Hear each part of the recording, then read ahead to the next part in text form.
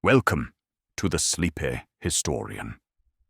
Tonight, we drift back across the centuries, carried on the cold breath of the north wind, to a time when the world was wider and darker, when the sea was both road and mystery, and when the longships cut through morning mist like silent predators. This is the age of the Vikings, the age of iron and oak, of saga and storm.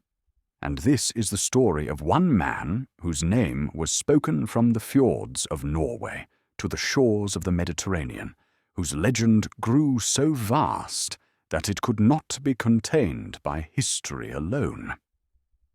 His name was Bjørn Ironside. He was the son of a king, the brother of warriors, and the father of a dynasty. He was a Viking prince who sailed farther than any of his people had dared to dream. He saw cities of marble and gold, felt the warmth of southern winds upon his face, and walked beneath skies that his ancestors had never known. His life was woven from conquest and cunning, from loyalty and loss, from the cold grey of the northern sea and the brilliant blue of the Mediterranean. But before we follow him across those distant waters, before we stand beside him on foreign shores, we must begin where all great stories begin, in the quiet of childhood, in the shadow of a father whose legend was already vast. For Bjørn was born into a world where his name was both gift and burden, where his blood carried the weight of expectation, and where his destiny was written in the language of the old gods, whispered by the Norns who wove the threads of fate. And so we turn back the pages of time. We let the modern world fade like evening light, and we step softly into the 9th century, into the cold and misty realm of the north. We step into the hall of Ragnar Lothbrok, where the fires burned high, where warriors sang of glory, and where a young boy listened to tales of distant lands, his eyes wide with wonder, his heart already reaching toward the horizon. The year is uncertain, for the Vikings kept no written chronicles, but the sagas tell us it was a time when the raids were growing bolder, when the dragon-prowed ships were venturing farther from home, when the monasteries of England and Francia trembled at the sight of striped sails upon the water. It was a time when Ragnar Lothbrok, already a legend in his own lifetime, ruled over lands in Denmark and Sweden, a king whose name was spoken with reverence and fear. And in that hall, beneath the smoke-darkened beams, beneath the shields that hung upon the walls, like the scales of some great beast, a child was growing. His name was Bjørn, which means bear, and from his earliest days there was something in him that marked him apart. Perhaps it was the steadiness of his gaze, or the quietness with which he watched the world, or the way he listened when the skalds sang of heroes and monsters, of treasure and doom. He was his father's son, yes, but he was also something of his own making, something forged in the cold clarity of the northern night. His mother, Aslog, was herself a figure of legend, said to be the daughter of the great hero Sigurd and the Valkyrie Brynhilda. She was beautiful and wise, skilled in the old magic, and she raised her sons with stories of their ancestors, tales of dragons slain and kingdoms won. Bjørn listened to these stories as other children might listen to lullabies, and they shaped him, gave him a sense of lineage and purpose that would guide him all his days. But childhood in the Viking Age was brief. Boys became men quickly, for life was hard, and death was always near. By the time Bjørn could hold a sword, he was expected to learn its use. By the time he could row a boat, he was expected to understand the moods of the sea. By the time he understood what it meant to be a son of Ragnar, he understood also that his life would be measured not in years of peace, but in deeds of valor, in voyages undertaken, in enemies vanquished, in treasure won.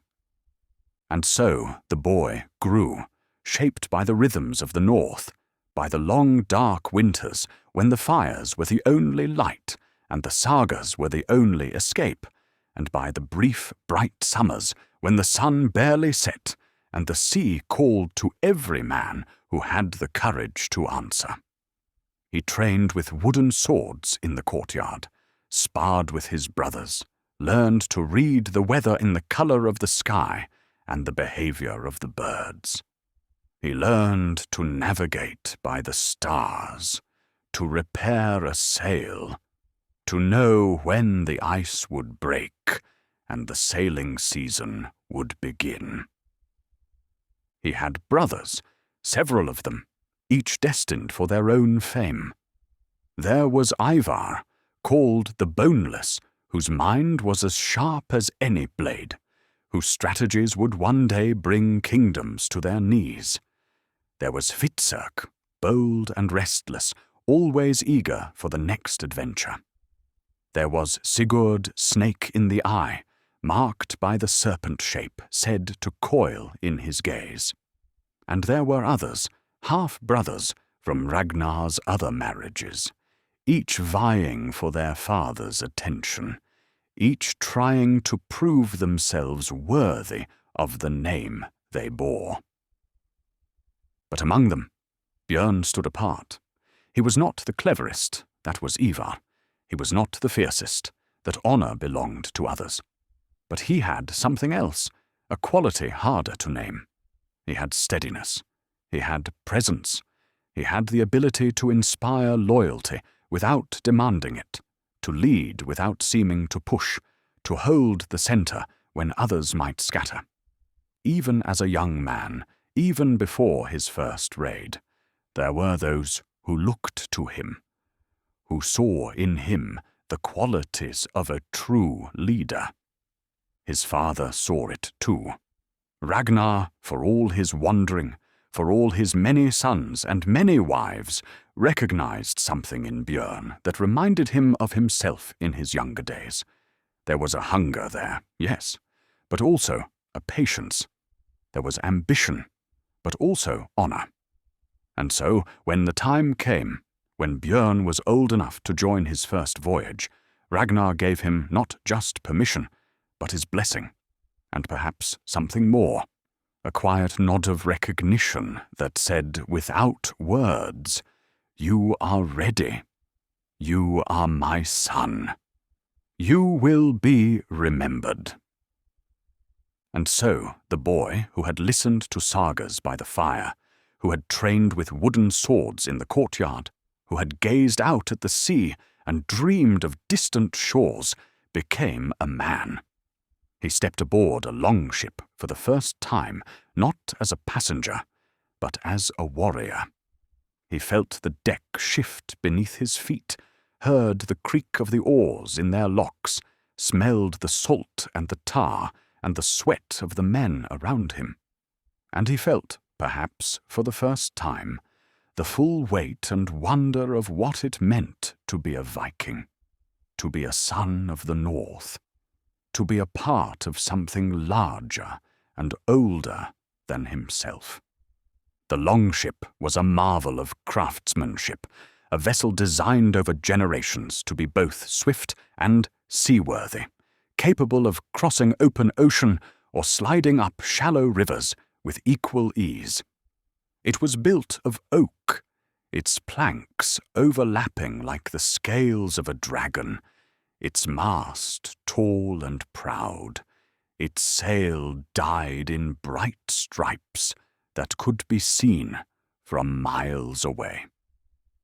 At the prow was carved the head of a beast, a serpent or a dragon, meant to frighten enemies and honor the spirits of the sea. For Bjørn, that first voyage was a revelation. The coast fell away behind them, the familiar landmarks fading into mist, and suddenly the world was only water and sky, the rhythmic pull of the oars, the creak and groan of the ship, the cries of the seabirds wheeling overhead. There was a purity to it, a simplicity that cut through all the complications of life on land. Here there was only the voyage, the destination, the will of the wind, and the skill of the crew. They raided, of course.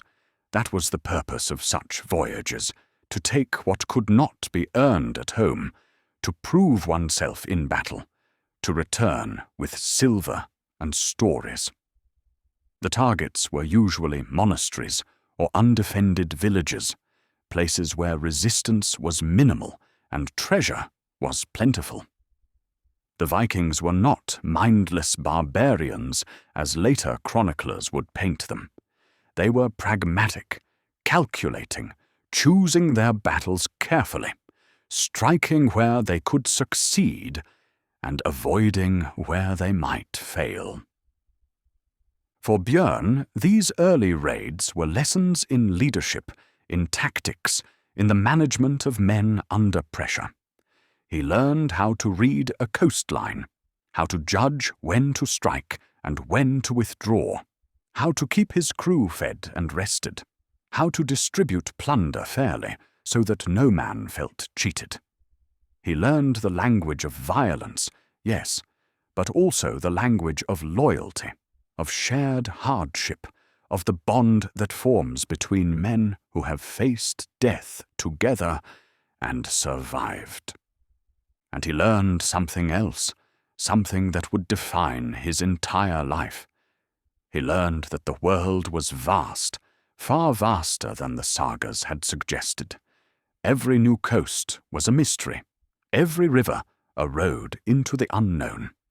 There were kingdoms he had never heard of, peoples who spoke strange tongues, cities built of stone that seemed impossibly ancient and grand. And with each new discovery, his hunger grew. He wanted to see more, to go farther, to sail beyond the edges of the maps that existed only in the minds of the Skalds. This was not mere greed. It was something deeper, a need to test himself against the world, to prove that he was worthy not just of his father's name, but of his own. It was a need to carve his own saga, to be remembered not as Ragnar's son, but as Bjørn Ironside, the man who sailed where no Northman had sailed before, who brought back tales and treasures from the ends of the earth. But those great voyages were still years away. First, there were battles to fight closer to home, oaths to keep, a father to honor. And there were lessons still to learn, about leadership and loss, about the price of ambition, about the thin line between glory and doom. The North was unforgiving, and it taught its lessons harshly. But Bjørn was a willing student. He watched, he listened, he grew.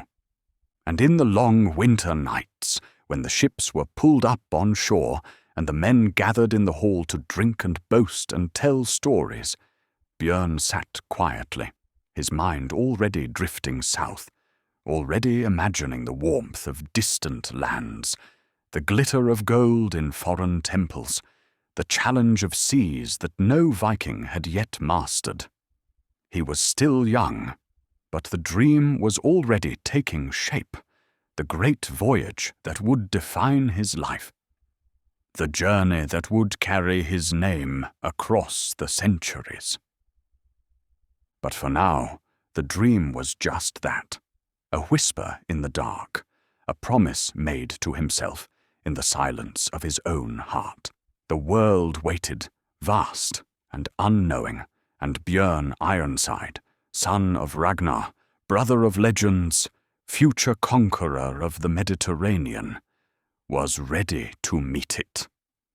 And so time drifted onward as it always does, carrying the boy toward manhood, the dream toward reality, the legend toward its beginning.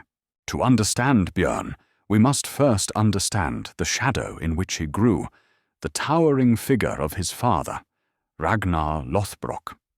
For Ragnar was not simply a king or a warrior, he was a legend made flesh, a man whose deeds had already passed into saga even while he lived.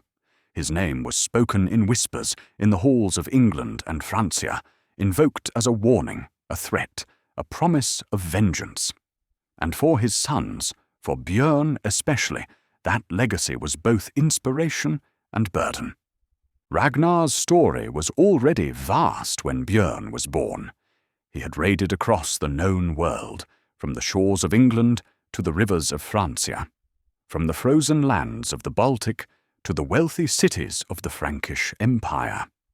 He had sacked Paris, or so the sagas said, sailing up the Seine with a fleet so large that the river seemed choked with dragon-headed ships.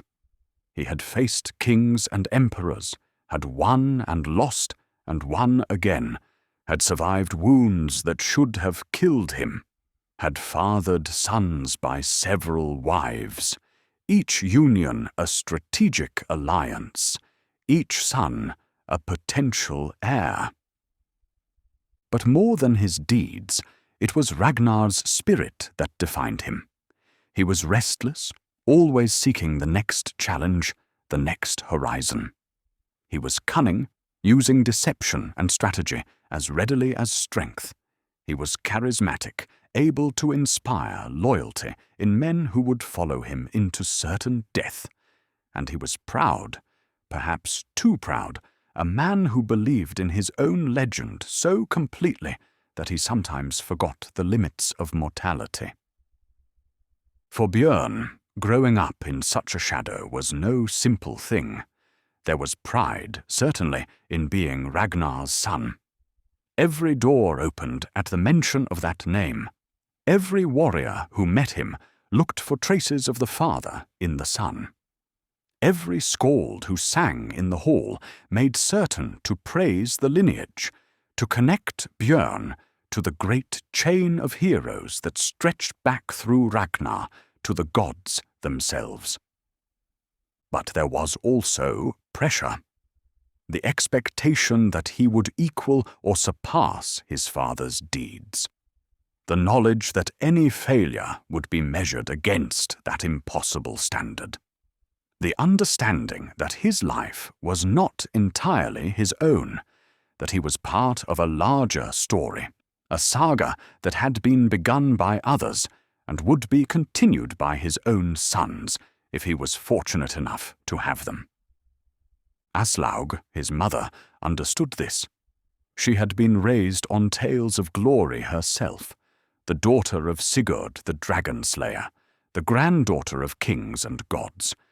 She knew what it meant to carry such blood, such expectations, and so she prepared her sons as best she could, teaching them not just the skills of war, but the wisdom of patience, the value of cunning, the importance of knowing when to strike and when to wait. She told them stories of their grandfather Sigurd, who had slain the dragon Fafnir and won the cursed treasure of the Nibelungs. She told them of Brynhilda, the Valkyrie who had defied Odin himself for the sake of love. She told them that greatness came not just from strength, but from intelligence, from the ability to see what others missed, to turn weakness into advantage, to survive when survival seemed impossible. Bjørn listened to these lessons more carefully than his brothers. Ivar had his cleverness, Hvitserk had his boldness, but Bjørn had something else. He had the ability to learn from every source, to take what was useful, and discard what was not. He watched his father and learned both from his successes and his mistakes. He watched his brothers and understood how ambition could drive men to greatness or destruction. He watched the older warriors in the hall and saw how respect was earned, not through boasting, but through consistent action, through loyalty proven over time. And he learned one other crucial lesson from his mother, one that would shape the rest of his life. She taught him that the world was larger than the North, that there were civilizations far older and richer than the Viking kingdoms, that knowledge and treasure existed in places the Skalds had barely imagined. She told him of the Roman Empire that had once ruled the world, of its cities of marble and gold, of its roads that stretched for thousands of miles, of its wealth that had filled the treasuries of kings. She told him that some of those cities still stood far to the south beyond the known world, protected by warm seas and fierce defenders. She told him that no Viking had ever reached them, that the Mediterranean was a mystery, a challenge, a prize waiting for the man brave enough and clever enough to claim it. And in Bjørn's heart, a seed was planted, a dream that would not die, a vision of longships sailing through waters the North had never touched. But before that dream could be realized, there was much to endure, much to learn. The Viking world was changing. The easy raids were becoming harder. The English and the Franks were learning to defend themselves, building fortifications, organizing armies, preparing for the northern onslaught. The element of surprise that had made the early raids so successful was fading. Now, every voyage was a battle, every prize hard won. And there was conflict within the family itself. Ragnar's sons, each ambitious, each hungry for glory, did not always agree. There were arguments about strategy, about the division of plunder, about who should lead which raid. Ragnar, growing older now, sometimes struggled to keep peace among them. He favored different sons at different times, praising Ivar's cleverness, Bjørn's steadiness, Hvitserk's courage, each in turn. For Bjørn, these years were a test of character.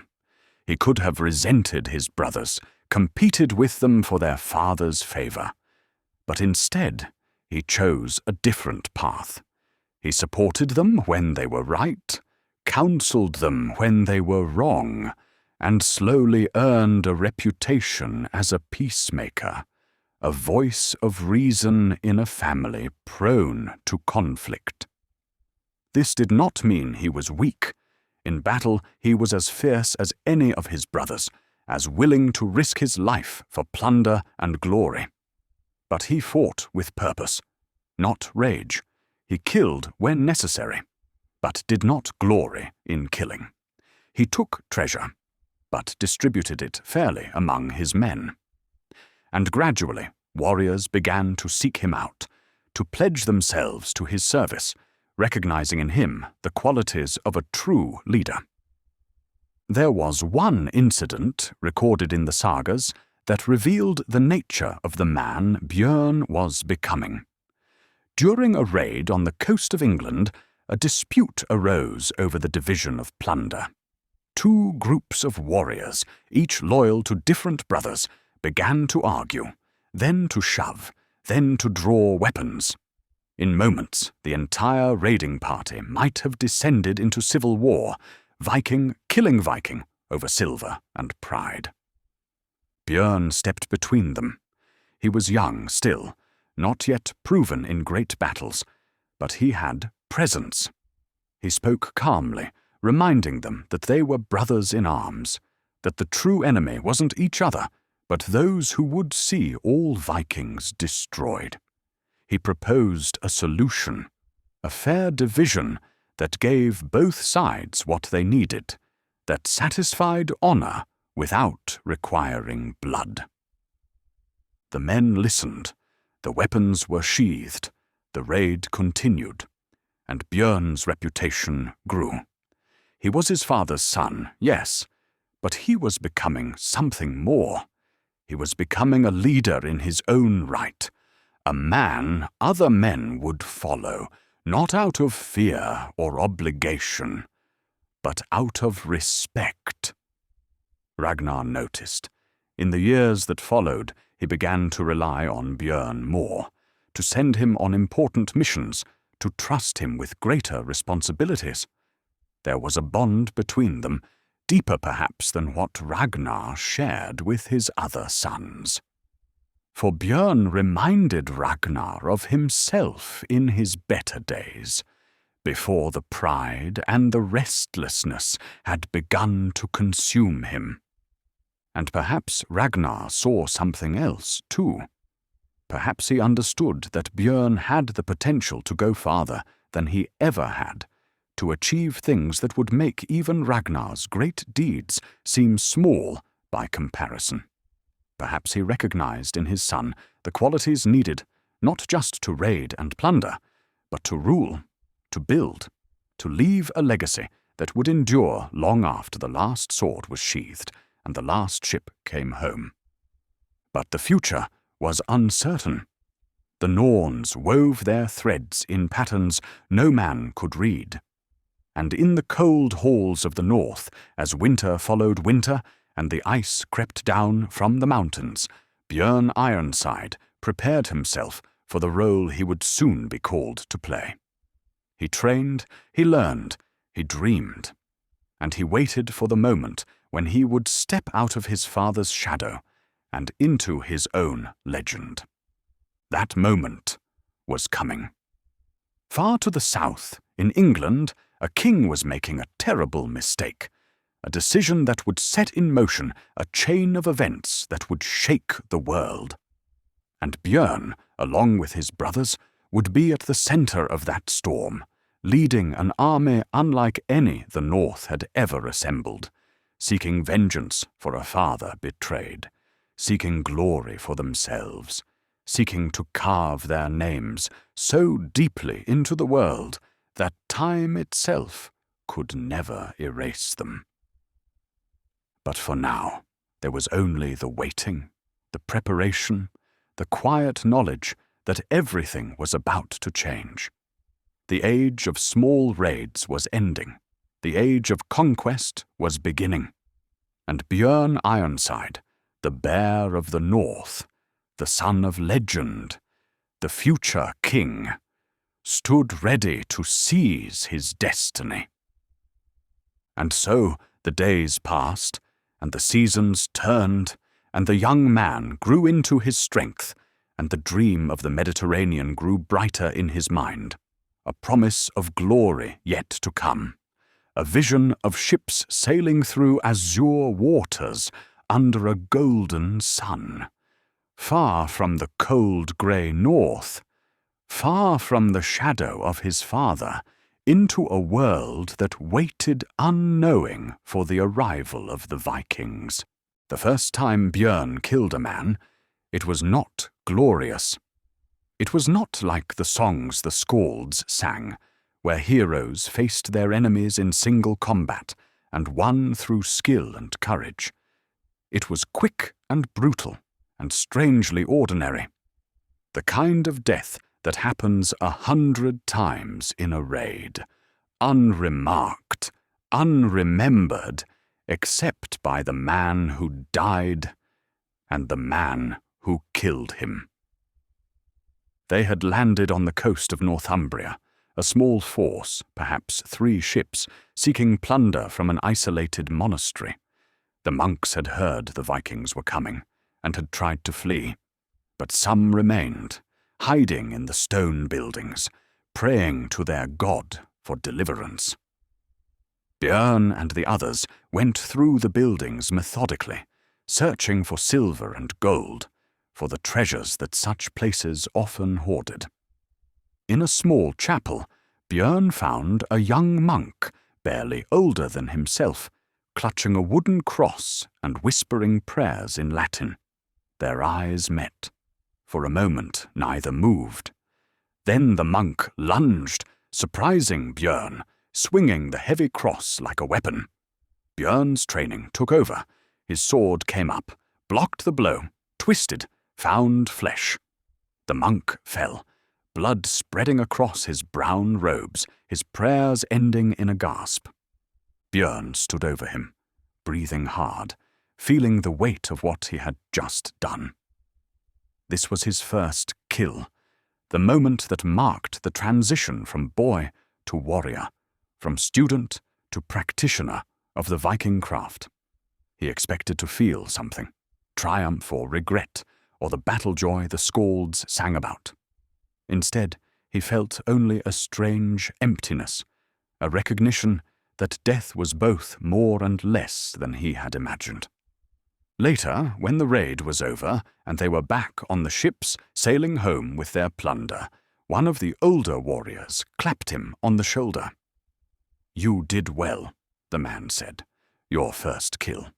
You're a man now, a true Viking." Bjørn nodded, accepting the praise, but inside he was thinking about the monk's eyes, about how young he had been, about how easily a life could end. This was the reality of the Viking life, stripped of saga and glory. It was violence and death, yes, but also long hours of rowing, of repairing ships, of navigating by uncertain stars, of going hungry when the weather turned bad and the fish wouldn't bite. It was the constant awareness that you might not come home, that the sea might claim you or an enemy's blade might find you. It was the knowledge that every voyage was a gamble, every raid a test of luck as much as skill. But there were other things too, things the sagas rarely captured. There was the brotherhood of the crew, the bonds forged by shared hardship and danger. There was the exhilaration of the voyage itself, the freedom of the open sea, the sense of being truly alive that came from risking everything.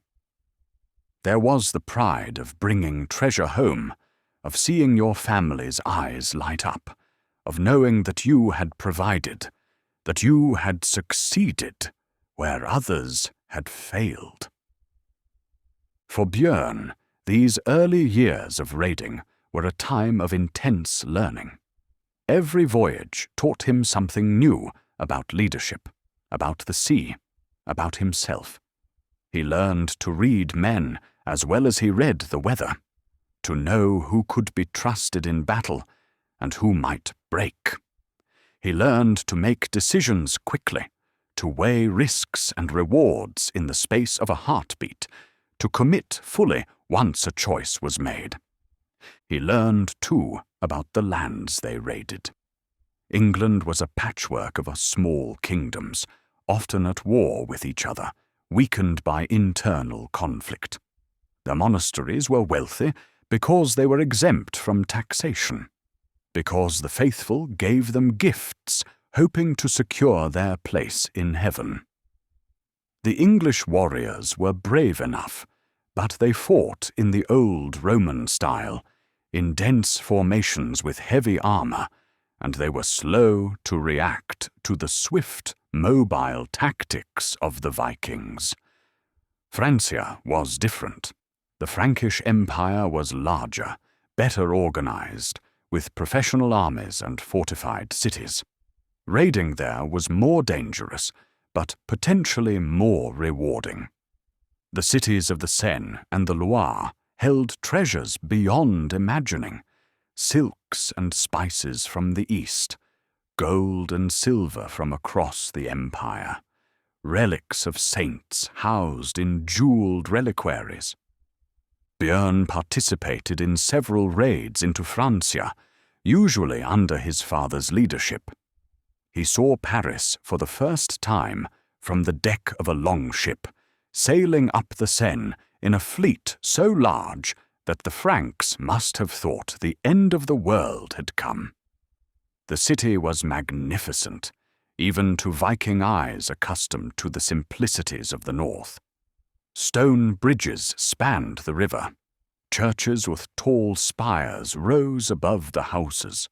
The walls were thick and high, defended by warriors who knew their business. The siege, if the sagas can be believed, lasted months. The Vikings tried assault after assault, but the walls held. Disease swept through the camps. Men died not from Frankish swords, but from fever and flux. Ragnar, ever cunning, allegedly tried a deception. He sent word that he was dying and wished to be baptized, to die as a Christian. The Franks, eager to claim the soul of such a famous pagan, allowed him into the city. Once inside, Ragnar supposedly leapt from his bier, alive and well, and opened the gates to his warriors. Whether this story is true or not, we cannot know. The Christian chroniclers deny it, of course. The sagas insist upon it. But true or false, it taught Bjørn a valuable lesson about the power of cunning, about how a clever stratagem could accomplish what brute force could not. This lesson would serve him well in years to come, in a distant city, when he would use a similar trick to achieve one of the most famous victories of his career. But that was still in the future. For now he was learning, absorbing, growing in skill and reputation. He led his own raids, smaller expeditions where he was the sole commander.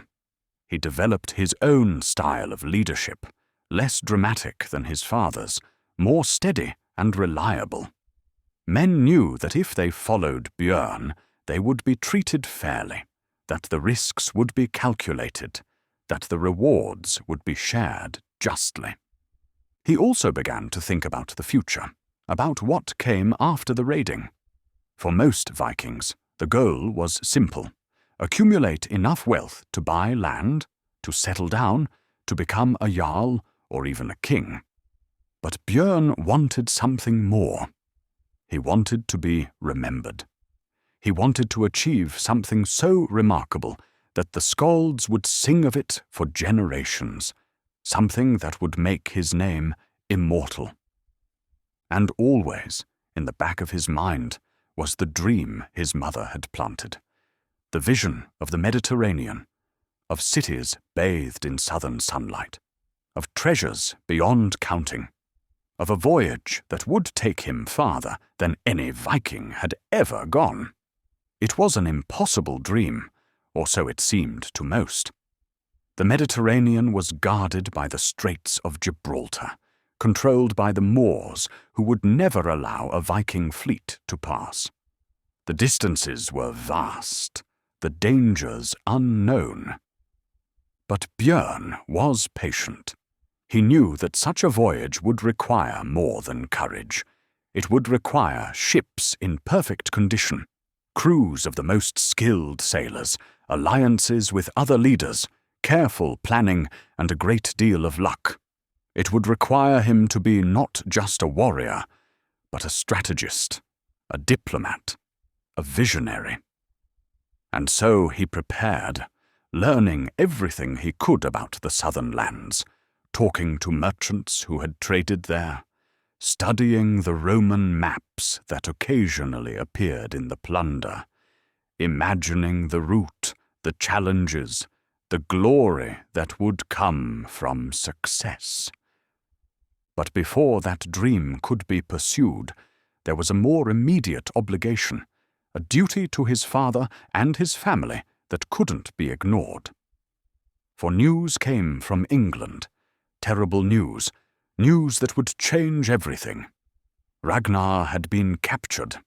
The great king, the legendary warrior, the man who had sacked Paris and raided across the known world, had been caught in a trap, betrayed by his own pride, handed over to his enemies. And those enemies, led by King Ella of Northumbria, had shown him no mercy.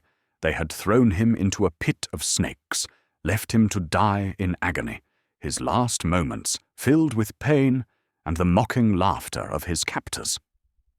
As he died, Ragnar allegedly uttered his famous last words, words that would echo across the north, words that would summon an army unlike any the world had seen. How the little pigs would grunt if they knew how the old boar suffers. The little pigs were his sons, and when word of their father's death reached them, when they learned of the manner of his dying, their grief turned to rage, their rage to purpose. They would avenge their father. They would gather the greatest army the North had ever assembled. They would sail to England not to raid, but to conquer. They would make King Ella and all of England pay for what had been done.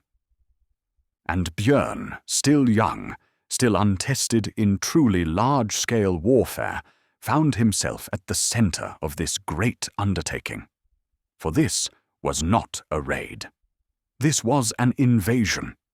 This was the moment when the Vikings would transform from scattered raiders into a conquering force, when they would show the world what they were truly capable of. This was the moment when Bjørn Ironside would begin to forge his legend, when he would step fully out of his father's shadow and begin to cast his own. The Great Heathen Army was gathering, and at its heart were the sons of Ragnar, united by grief and fury, ready to write their names in blood across the face of England. The age of the young raider was ending. The age of the conqueror was beginning. And Bjørn stood ready, his sword sharp, his mind sharper, his eyes already looking beyond even this great venture, to the distant south, to the warm waters where his true destiny waited. But first, there was a father to avenge. First, there was a kingdom to humble. First, there was war. In the year 865, or perhaps 866, the Great Heathen Army landed on the shores of East Anglia, and England would never be the same. The chroniclers who recorded this event, all of them Christian monks, wrote in tones of horror and despair. They described a host so vast that it covered the land like a plague, an army of pagans bent on nothing less than the destruction of Christian civilization in Britain. They called it divine punishment, a scourge sent by God to test the faithful, to purge them of their sins. But for the Vikings, for Bjørn and his brothers, this was not about religion or divine judgment. This was about honor, about family, about the ancient code that demanded blood for blood, vengeance for treachery. Their father had been murdered, killed in the most shameful way imaginable, thrown to serpents like a criminal. No son of the North could let such an insult stand. The gods themselves would curse any man who did not seek revenge for his father. And so they had gathered. From all across the Viking world, warriors had come, drawn by the fame of Ragnar's sons, by the promise of plunder, by the lure of glory. They came from Norway and Sweden and Denmark, from the islands of the North Sea, from settlements in Ireland and Scotland. They came in ships that blackened the sea, hundreds of vessels carrying thousands of men, the greatest concentration of Viking power ever assembled in one place. At the head of this army were the sons of Ragnar, Ivar the Boneless, whose epithet may have referred to a physical condition or may have meant something else entirely, whose tactical genius was already legendary. Hvitserk, brave and restless, always eager for battle. Sigurd Snake in the Eye, marked by his unusual gaze, fierce and proud, and Bjørn Ironside, steadiest of them all, the one who held them together when their tempers threatened to tear them apart. There were other leaders too, jarls and kings who brought their own men, their own ships. This was not a unified army in the modern sense, not a force with a single chain of command. It was more like a coalition, held together by shared purpose and the prestige of its leaders. But despite this loose structure, or perhaps because of it, the Great Heathen Army was devastatingly effective. They landed in East Anglia first, not to conquer, but to establish a base, to rest and prepare for the campaigns ahead. The East Anglian king, Edmund, was in no position to resist. He had neither the forces nor the fortifications to stand against such a host. He made peace, supplied the Vikings with horses and provisions, and hoped desperately that they would move on without destroying his kingdom. The horses were crucial. This was something new, something that made this army different from all previous Viking raids. For the first time, the Northmen would fight as cavalry as well as infantry, able to move quickly across the English countryside, able to outmaneuver the slower English forces. This mobility would prove decisive in the campaigns to come. From East Anglia, the army moved north into Northumbria, the kingdom whose king had murdered Ragnar. This was the primary target, the focus of their vengeance. They marched across the rolling English landscape, through fields and forests, past villages whose inhabitants fled at their approach. They were in no hurry. They knew that terror was as effective a weapon as the sword, that the news of their coming would spread faster than they could march, would weaken the resolve of their enemies before battle was even joined. Northumbria at this time was divided, weakened by internal conflict. Two rival claimants, Osbert and Ella, were struggling for the throne. This division played perfectly into the Vikings' hands. While the English fought each other, the Great Heathen Army captured York, one of the great cities of northern England, a place of Roman walls and Christian churches, of trade and learning. They took it almost without resistance, for the defenders were few and disorganized. But Ella, the man who had killed Ragnar, could not allow this insult to stand. He put aside his rivalry with Osbert, at least temporarily, and together they gathered their forces. In March of 867, the combined English army marched on York, determined to retake their city, to drive the pagans back into the sea. The battle that followed was fierce, but brief. The English attacked the Roman walls, trying to storm the gates, to overwhelm the defenders by sheer numbers. But the Vikings were ready. Bjørn and his brothers had positioned their men carefully, had turned the city's defenses to their advantage. When the English finally broke through, they found themselves not in a captured city, but in a killing ground, a maze of narrow streets where the Vikings' superior close-quarters fighting skills gave them every advantage. The slaughter was terrible. Both English kings died, along with much of their nobility. The survivors fled, broken and demoralized. Northumbria, as an independent kingdom, ceased to exist that day. Its power shattered, its people at the mercy of the conquerors. And King Ella, the man who had thrown Ragnar into the snake pit, was captured alive. What happened next has been recorded in the sagas, though the Christian chroniclers are silent on the details. The sagas say that Bjørn and his brothers performed the blood eagle on Ella, a ritual execution of terrible brutality, where the victim's ribs were cut away from the spine and pulled outward to form the shape of eagle's wings, the lungs exposed to the air. Whether this actually happened or is merely saga invention, we cannot know. But true or false, the story served its purpose.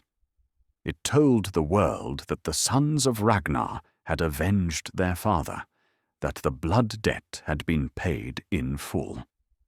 For Bjørn, this moment marked a transition. He had commanded men in the most important battle of his life to date. He had helped plan the defense of York, had fought in the narrow streets, had proven himself not just as a raider, but as a warrior prince capable of leading armies. The victory over Northumbria established his reputation across the Viking world. He was no longer just the son of Ragnar. He was Bjørn Ironside, a name that would be spoken with respect and fear. But the Great Heathen Army didn't disband after Northumbria fell. They had come to England for vengeance, yes, but also for conquest, for land, for the opportunity to carve out kingdoms in this rich and fertile country. They turned south into Mercia, the great Midland kingdom, then east again, back to East Anglia, where King Edmund, who had once supplied them with horses, now tried to resist. He was defeated, captured, and according to Christian sources, martyred for refusing to renounce his faith. For several years, the Great Heathen Army campaigned across England, winning battle after battle, capturing city after city. They moved with a strategic purpose that the English could not match, always striking where the enemy was weakest, always consolidating their gains before pushing forward. They established bases at York, at Nottingham, at London, controlling the great Roman roads, dominating the river systems. Bjørn played a crucial role in these campaigns. He was one of the key commanders, trusted by his brothers, respected by the other jarls. He led forces in battle, participated in the councils where strategy was decided, helped distribute the vast amounts of plunder that fell into Viking hands, and he learned, absorbing lessons about large-scale warfare, about politics and diplomacy, about how to hold together a coalition of proud and independent leaders. But even in the midst of these great events, even as he helped reshape the map of England, Bjørn's mind was elsewhere. He had done what honor required. He had avenged his father. He had won glory and treasure beyond most men's dreams. But the dream that his mother had planted, the vision of the Mediterranean, had never faded. If anything, it had grown stronger, fed by his successes, by his growing confidence that he could achieve anything he set his mind to. He began to speak of it to others, to sound out his brothers and fellow jarls about the possibility of a great southern expedition. Reactions were mixed. Some thought it impossible, too dangerous, too far. Others were intrigued but distracted by the opportunities in England. Why sail to unknown waters when there were kingdoms to conquer right here? But a few listened. A few shared his vision. And slowly, over the course of several years, as the situation in England stabilized, as some Vikings began to settle on the land they had conquered, while others grew restless for new adventures, Bjørn began to gather the men and ships he would need for the greatest voyage of his life. The Great Heathen Army had changed England forever. It had established Viking control over much of the north and east of the country, creating what would become known as the Danelaw. It had proven that the Northmen were not just raiders, but conquerors, capable of overthrowing kingdoms and founding new ones. It had made the names of Ragnar's sons immortal in saga and song. But for Bjørn, it was not enough. He had proven himself in England. Now he would prove himself in the wider world. He would take his ships into waters no Viking had explored. He would see wonders that his father had never imagined. He would do something so remarkable that even the conquest of England would pale by comparison. The Great Heathen Army had been his crucible, the fire in which he was forged into a true leader.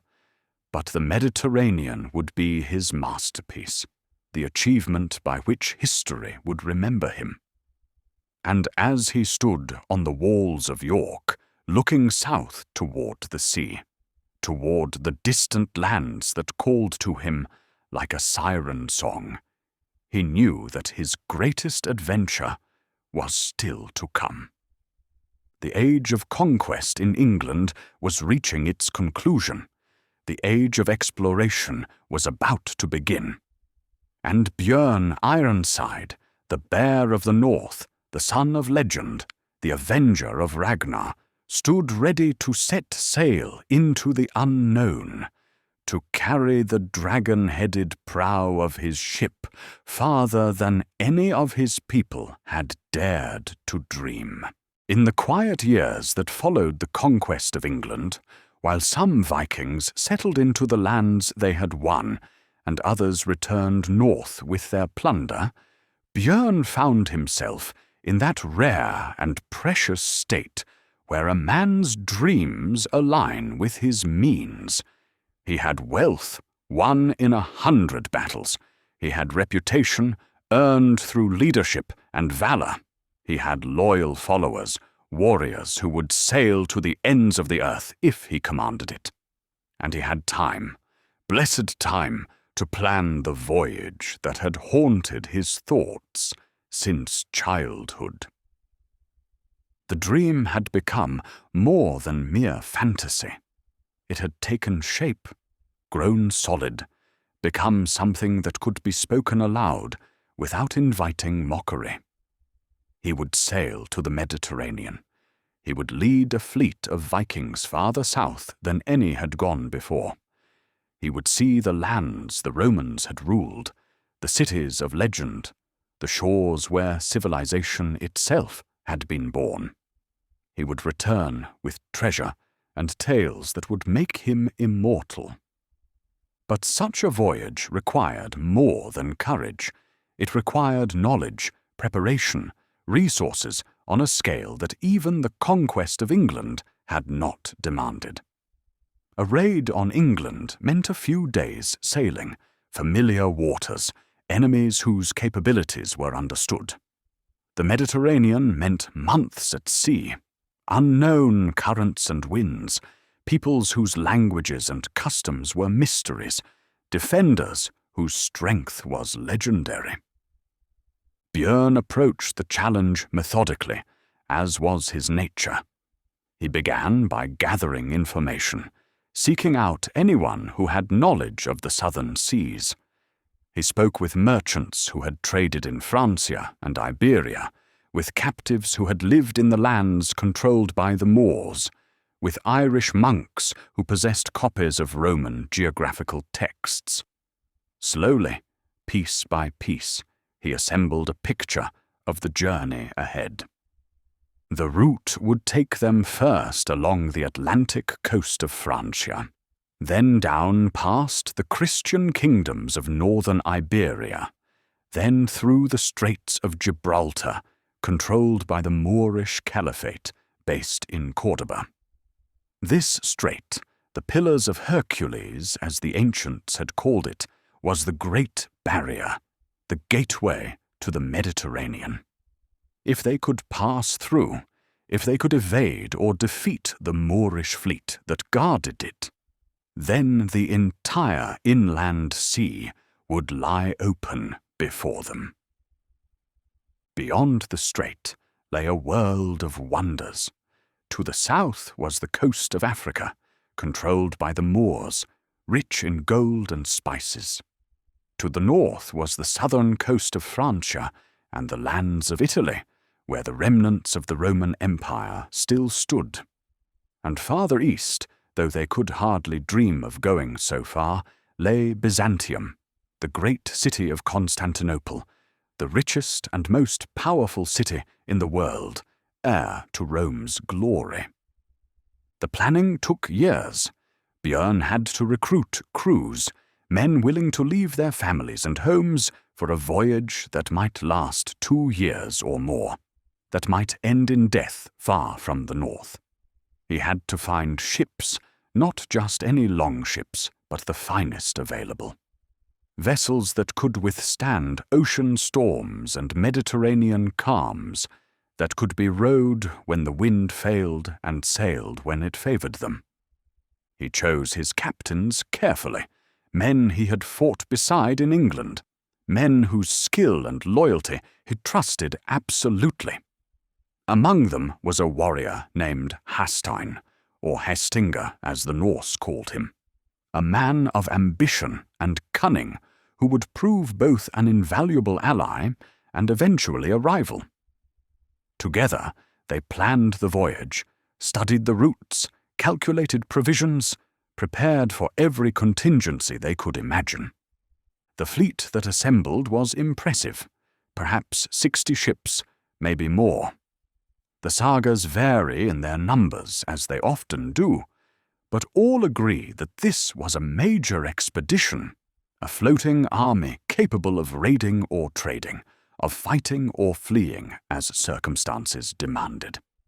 Each ship carried a crew of perhaps 30 to 50 men, along with provisions, weapons, trade goods, everything needed for a long voyage into the unknown. They gathered in the summer, when the seas were calmest and the sailing season at its height. The ships assembled in a harbour on the coast of Francia, their sails furled, their crews making final preparations. There was an air of excitement, of anticipation, but also of solemnity. These men knew they were embarking on something unprecedented, a voyage that would either make them legends or consign them to unmarked graves in foreign waters. Bjørn addressed them before they sailed. The sagas record a speech, though whether these were his actual words or merely what the skalds thought he should have said, we cannot know. But the sentiment rings true, captures the spirit of the moment. We sail to lands our fathers never saw. We go where the gods have not yet made their will known. But we are Vikings. We fear neither storm nor sword, and when we return, if we return, the world will remember us. And so they sailed, 60 longships slipping out into the Atlantic, their dragon-headed prows pointed south, their striped sails catching the wind.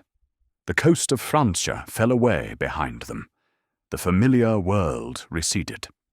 And Bjørn Ironside, standing at the steering oar of his flagship, felt the old exhilaration, the joy of the voyage, the sense of infinite possibility that comes from heading into the unknown. The journey down the Atlantic coast was itself an adventure. They raided as they went, attacking coastal settlements, replenishing their supplies, spreading terror wherever they appeared. The Christian kingdoms of northern Iberia had never seen Vikings before. They had no defenses against these swift raiders from the north. Churches were plundered, villages burned, captives taken for ransom or slavery.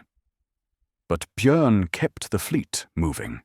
These raids were merely practice, a way to keep his men sharp and fed. The real prizes lay ahead, beyond the strait, in the warm waters of the Mediterranean. He pushed them onward, following the coast south and east, toward the narrow passage that separated Europe from Africa. As they approached the Straits of Gibraltar, the challenges multiplied. The waters were treacherous, with strong currents and unpredictable winds. The Moorish fleet patrolled these waters, alert for any threat to their control of this crucial passage. And beyond, in the Mediterranean itself, lay the fleets of Byzantium, of the Italian city-states, of powers who would not welcome Viking raiders into their sea. Bjørn and Hastein consulted, debated, planned. They could try to fight their way through, but that risked losing ships they could not replace. They could try to slip through unnoticed, but 60 longships were hard to hide. Or they could use cunning, deception, the kind of trickery that Ragnar had been famous for. They chose cunning. They approached the strait not as raiders, but as traders, flying peaceful banners, making no hostile moves. Some sources suggest they may have even paid tribute to the Moorish authorities, buying their passage with gold and promises of peaceful behavior. Whether by bribery or stealth, or simply luck, they passed through the strait and entered the Mediterranean. And there, spreading before them like a dream made real, was the inland sea, the cradle of civilization, the heart of the ancient world. The water was a different color, a brilliant azure that seemed impossible to northern eyes accustomed to gray and green. The air was warmer, scented with unfamiliar smells, cypress and olive and the salt of a different ocean. The sun blazed from a cloudless sky, fierce and bright, turning the sea to liquid light. For Bjørn and his men, raised in the cold and darkness of the north, this was a revelation, a glimpse of paradise. They were Vikings, yes, warriors and raiders, but they were also men capable of wonder, of appreciating beauty, of understanding that they were witnessing something extraordinary. They had done it. They had sailed beyond the known world, past the Pillars of Heracles, into the sea that had given birth to empires. The voyage was only beginning. Ahead lay storms and battles, cunning stratagems and narrow escapes, treasures beyond counting, and losses that would break their hearts. Ahead lay Luna, the city they would conquer through deception, and countless other raids and encounters. Ahead lay glory and tragedy, triumph and disaster, all the elements that would make this journey immortal in saga and song. But in that moment, as they sailed through the strait and into the warm embrace of the Mediterranean, they could only feel the pure exhilaration of achievement, the knowledge that they had crossed a threshold, that they were now part of something greater than themselves. The north was far behind them. The future was vast and unknown. And Bjørn Ironside, the Viking prince who had dared to dream an impossible dream, had just taken the first steps toward making that dream reality. And so they sailed onward, deeper into the Mediterranean, their dragon-headed ships strange and terrible upon those ancient waters, carrying with them the wild spirit of the north, the hunger for glory that defined their people, the courage that would carry them through all the trials ahead. The Great Voyage had begun. The legend was being written, and the world would never forget the Vikings who sailed to the ends of the earth. The Mediterranean in the 9th century was a sea of empires, a vast stage where civilizations clashed and mingled, where trade routes carried silks from the east and gold from Africa, where the remnants of Rome's glory still glittered in marble cities along the shores.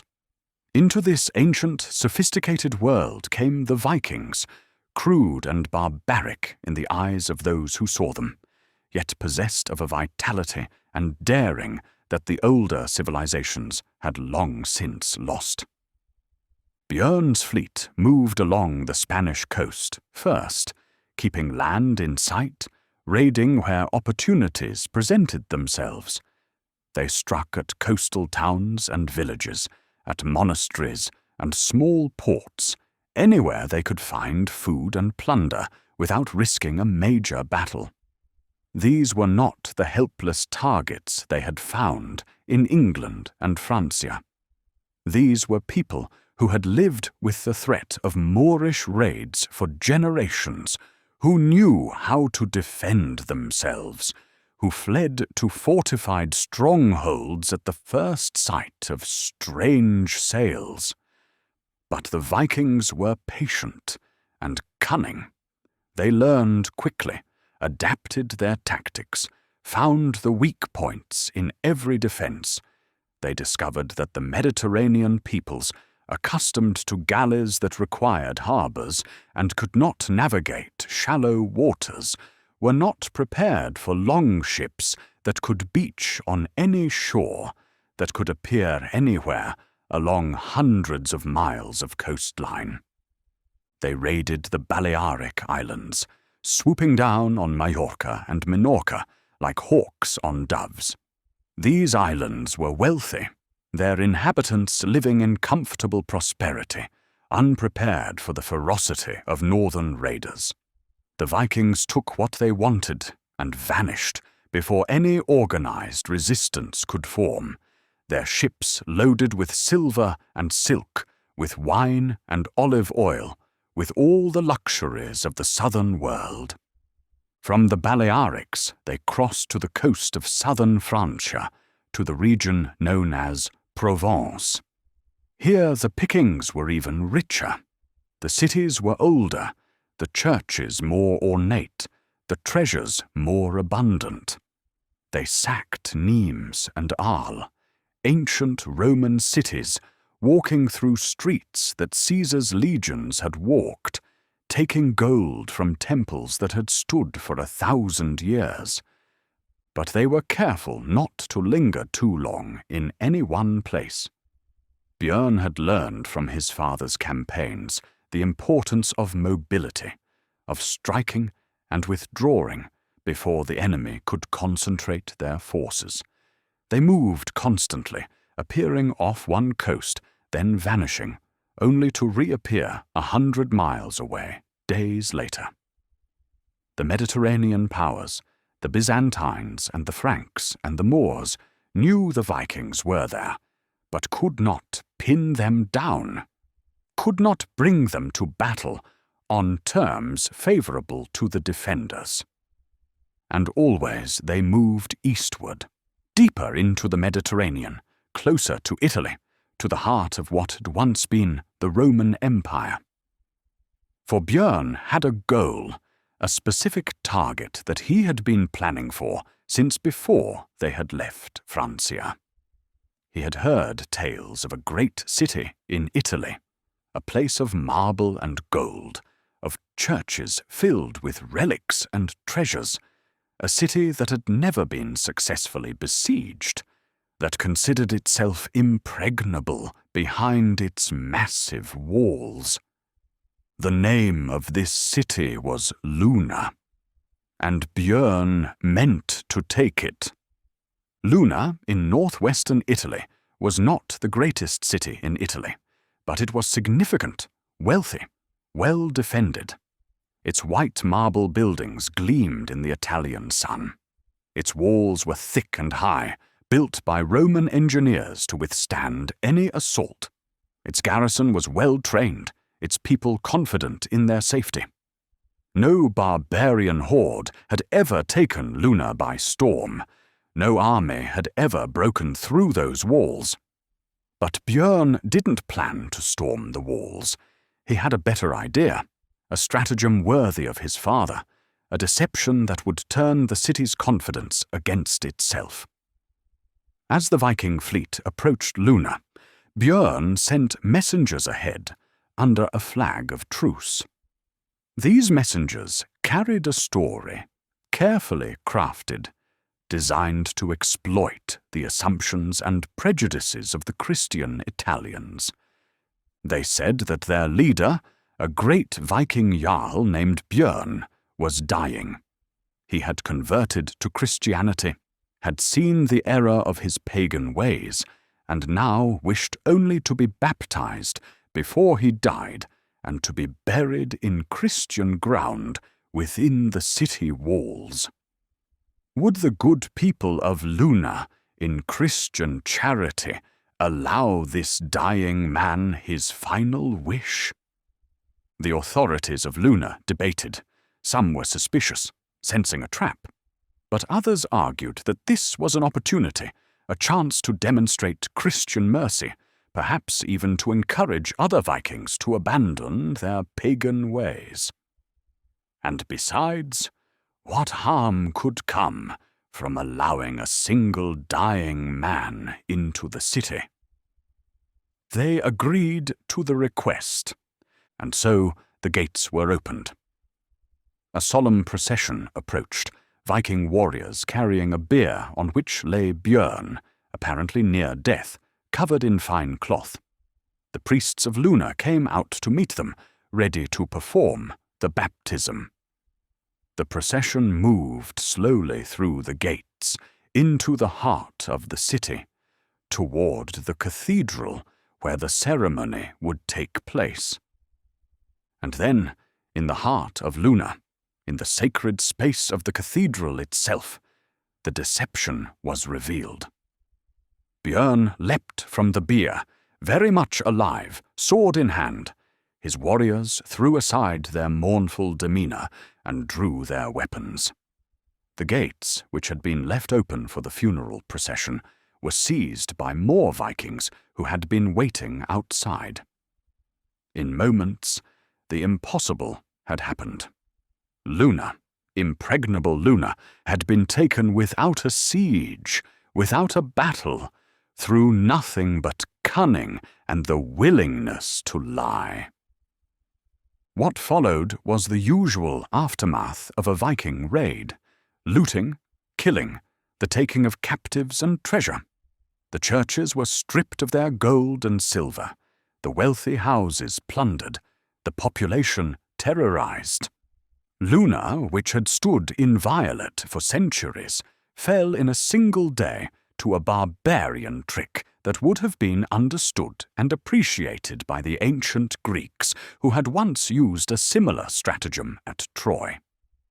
The tale of Luna would become one of the most famous stories of Bjørn's Mediterranean voyage, retold in saga and chronicle, embellished and expanded until it was hard to separate fact from legend. Some versions say that Bjørn felt shame afterward, that he regretted the deception. Others claim he laughed, proud of his cleverness. The truth, as always, lies somewhere in the shadows between. What we can say is that the sack of Luna demonstrated Bjørn's tactical genius, his willingness to use any means to achieve his goals, his understanding that victory came not just from strength, but from intelligence. And it sent a message across the Mediterranean that these northern raiders were not mere barbarians. They were dangerous, unpredictable, capable of defeating even the most carefully prepared defenses. From Luna, the fleet continued eastward, raiding along the Italian coast, striking at cities and monasteries, accumulating treasure and captives. They sailed past Rome, that greatest of cities, though the sagas differ on whether they raided it. Some say they did, that Bjørn saw the ancient capital of the world and took from it treasures beyond counting. Others say they merely passed by, recognizing that such a city would be too well defended, that the glory was not worth the risk. They may have sailed as far east as Greece, to the very borders of the Byzantine Empire, though this is uncertain. What is certain is that they ranged across the Mediterranean for at least a year, perhaps two, a floating army of raiders, leaving a trail of burned churches and plundered towns in their wake. But the voyage was taking its toll. Ships were lost to storms, men to disease and battle. The provisions they had brought from the north were long since exhausted, replaced by unfamiliar southern foods that didn't always agree with northern stomachs. The heat, initially so pleasant after the cold of Scandinavia, became oppressive, sapping their strength. And always there was the danger, the knowledge that they were far from home, surrounded by enemies, dependent entirely on their own skill and luck for survival. Bjørn held the fleet together through force of will, through careful leadership, through his reputation and the respect he had earned. But even he could sense that the voyage was approaching its natural end. They had done what they came to do. They had raided the Mediterranean, had proven it could be done. They had taken treasures beyond imagination, had fought battles that would be remembered forever. Now it was time to think about the return journey, to carry their hard-won prizes back to the north, to tell their stories and secure their legends. But first, there was one more adventure, one more voyage into the unknown, one more test of their courage. For Bjørn had heard tales of lands even farther south, beyond the Mediterranean, beyond the known world. He had heard of Africa, of the Moorish kingdoms with their cities of gold, of strange beasts and stranger peoples, and the boy who had once listened to his mother's stories of distant wonders, the man who had dared to sail where no Viking had sailed before, could not resist the temptation to see for himself. And so the fleet turned south, away from Europe, away from the familiar, toward the mysterious coast of Africa. They were no longer conquerors or raiders.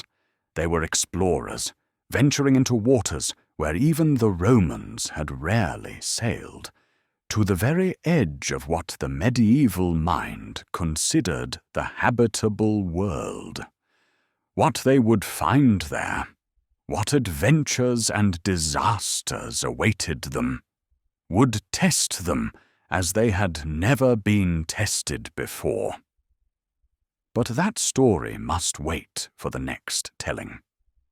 For now, let us leave them sailing south, their ships small against the vastness of the sea, their courage undiminished, their hunger for wonder unquenched. They had conquered the Mediterranean. Now they would attempt to conquer the unknown itself. Let us return to Luna, to that moment of triumph and deception, for the story deserves a deeper telling, a closer examination of how cunning can defeat stone and steel, how a well-told lie can open gates that would withstand any battering ram. The fleet had approached the Italian coast in the early morning, when the mist still clung to the water and the city was just waking. Luna sat on a slight rise above its harbour, its white marble walls glowing in the dawn light. From the decks of their ships, the Vikings studied it carefully, noting the towers, the gates, the visible signs of the garrison on the walls. Hastein, Bjørn's co-commander, argued for a direct assault. They had the numbers, he said. They could storm the walls, overwhelm the defenders through sheer ferocity. But Bjørn shook his head. He had seen too many men die against strong walls, had learned in England that fortifications favoured the defender, that even a small force could hold out against a much larger army if they had stone and height on their side. No, he said, they would use their minds, not their muscles. They would take Luna, but they would take it without losing a single man to the defender's arrows or the boiling oil that would surely rain down from the walls if they tried to storm the gates. And so the plan was formed, refined, rehearsed, until every man knew his role. The messengers who approached the city were carefully chosen, men who could speak Latin or at least enough Romance language to make themselves understood. They carried no weapons, showed every sign of peaceful intent. They told their story with just the right mixture of humility and desperation, playing on the Christian virtue of mercy, suggesting that this dying pagan chief's conversion might inspire others to abandon their savage ways. The debate in Luna, we can imagine, was heated. The bishop may have argued for acceptance, seeing a soul to be saved, a propaganda victory for the church. The military commander likely urged caution, suspecting a trick. The city's elders perhaps split between Christian charity and practical fear. But in the end, charity won. Or perhaps it was arrogance, the assumption that these barbarians were too simple, too straightforward to conceive of such an elaborate deception. The gates opened.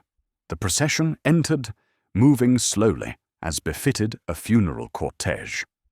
Bjørn, lying on the bier, may have smiled beneath his death mask, knowing that the hard part was done, that everything now depended on timing and nerve.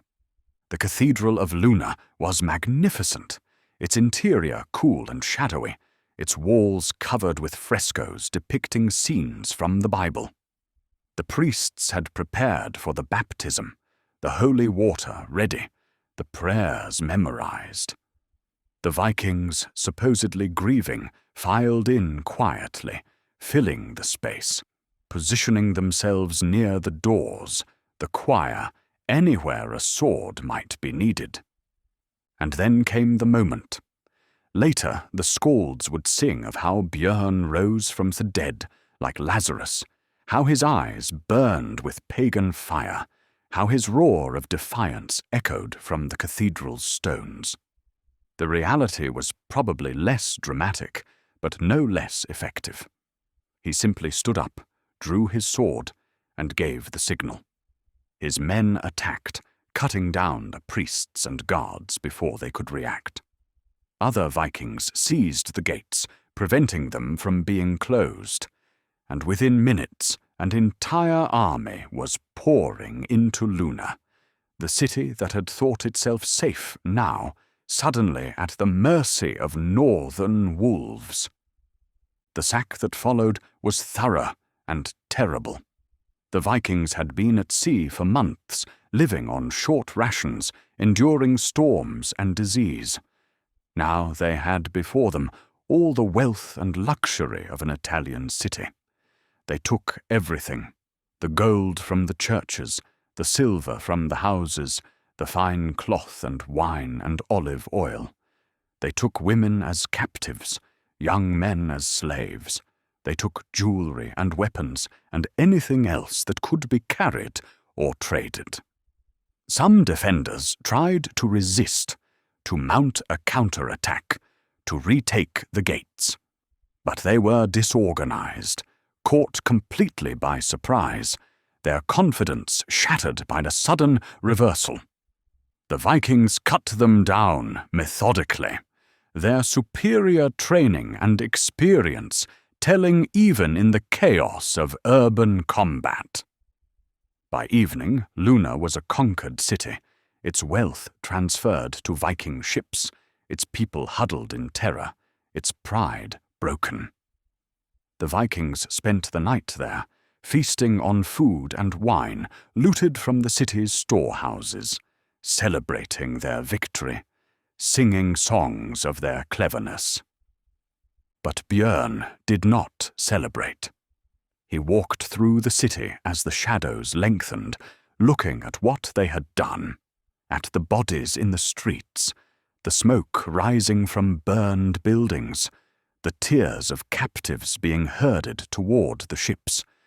Victory had a cost, not just for the defeated, but for the victors. Each raid, each city sacked, took something from the raiders themselves, hardened them, made them more callous, more willing to inflict suffering. Or perhaps this is merely what we wish to believe, that men like Bjørn felt some remorse, some understanding that what they did was not entirely justified by the code of their culture. Perhaps he felt nothing but satisfaction, pride in a clever plan well executed.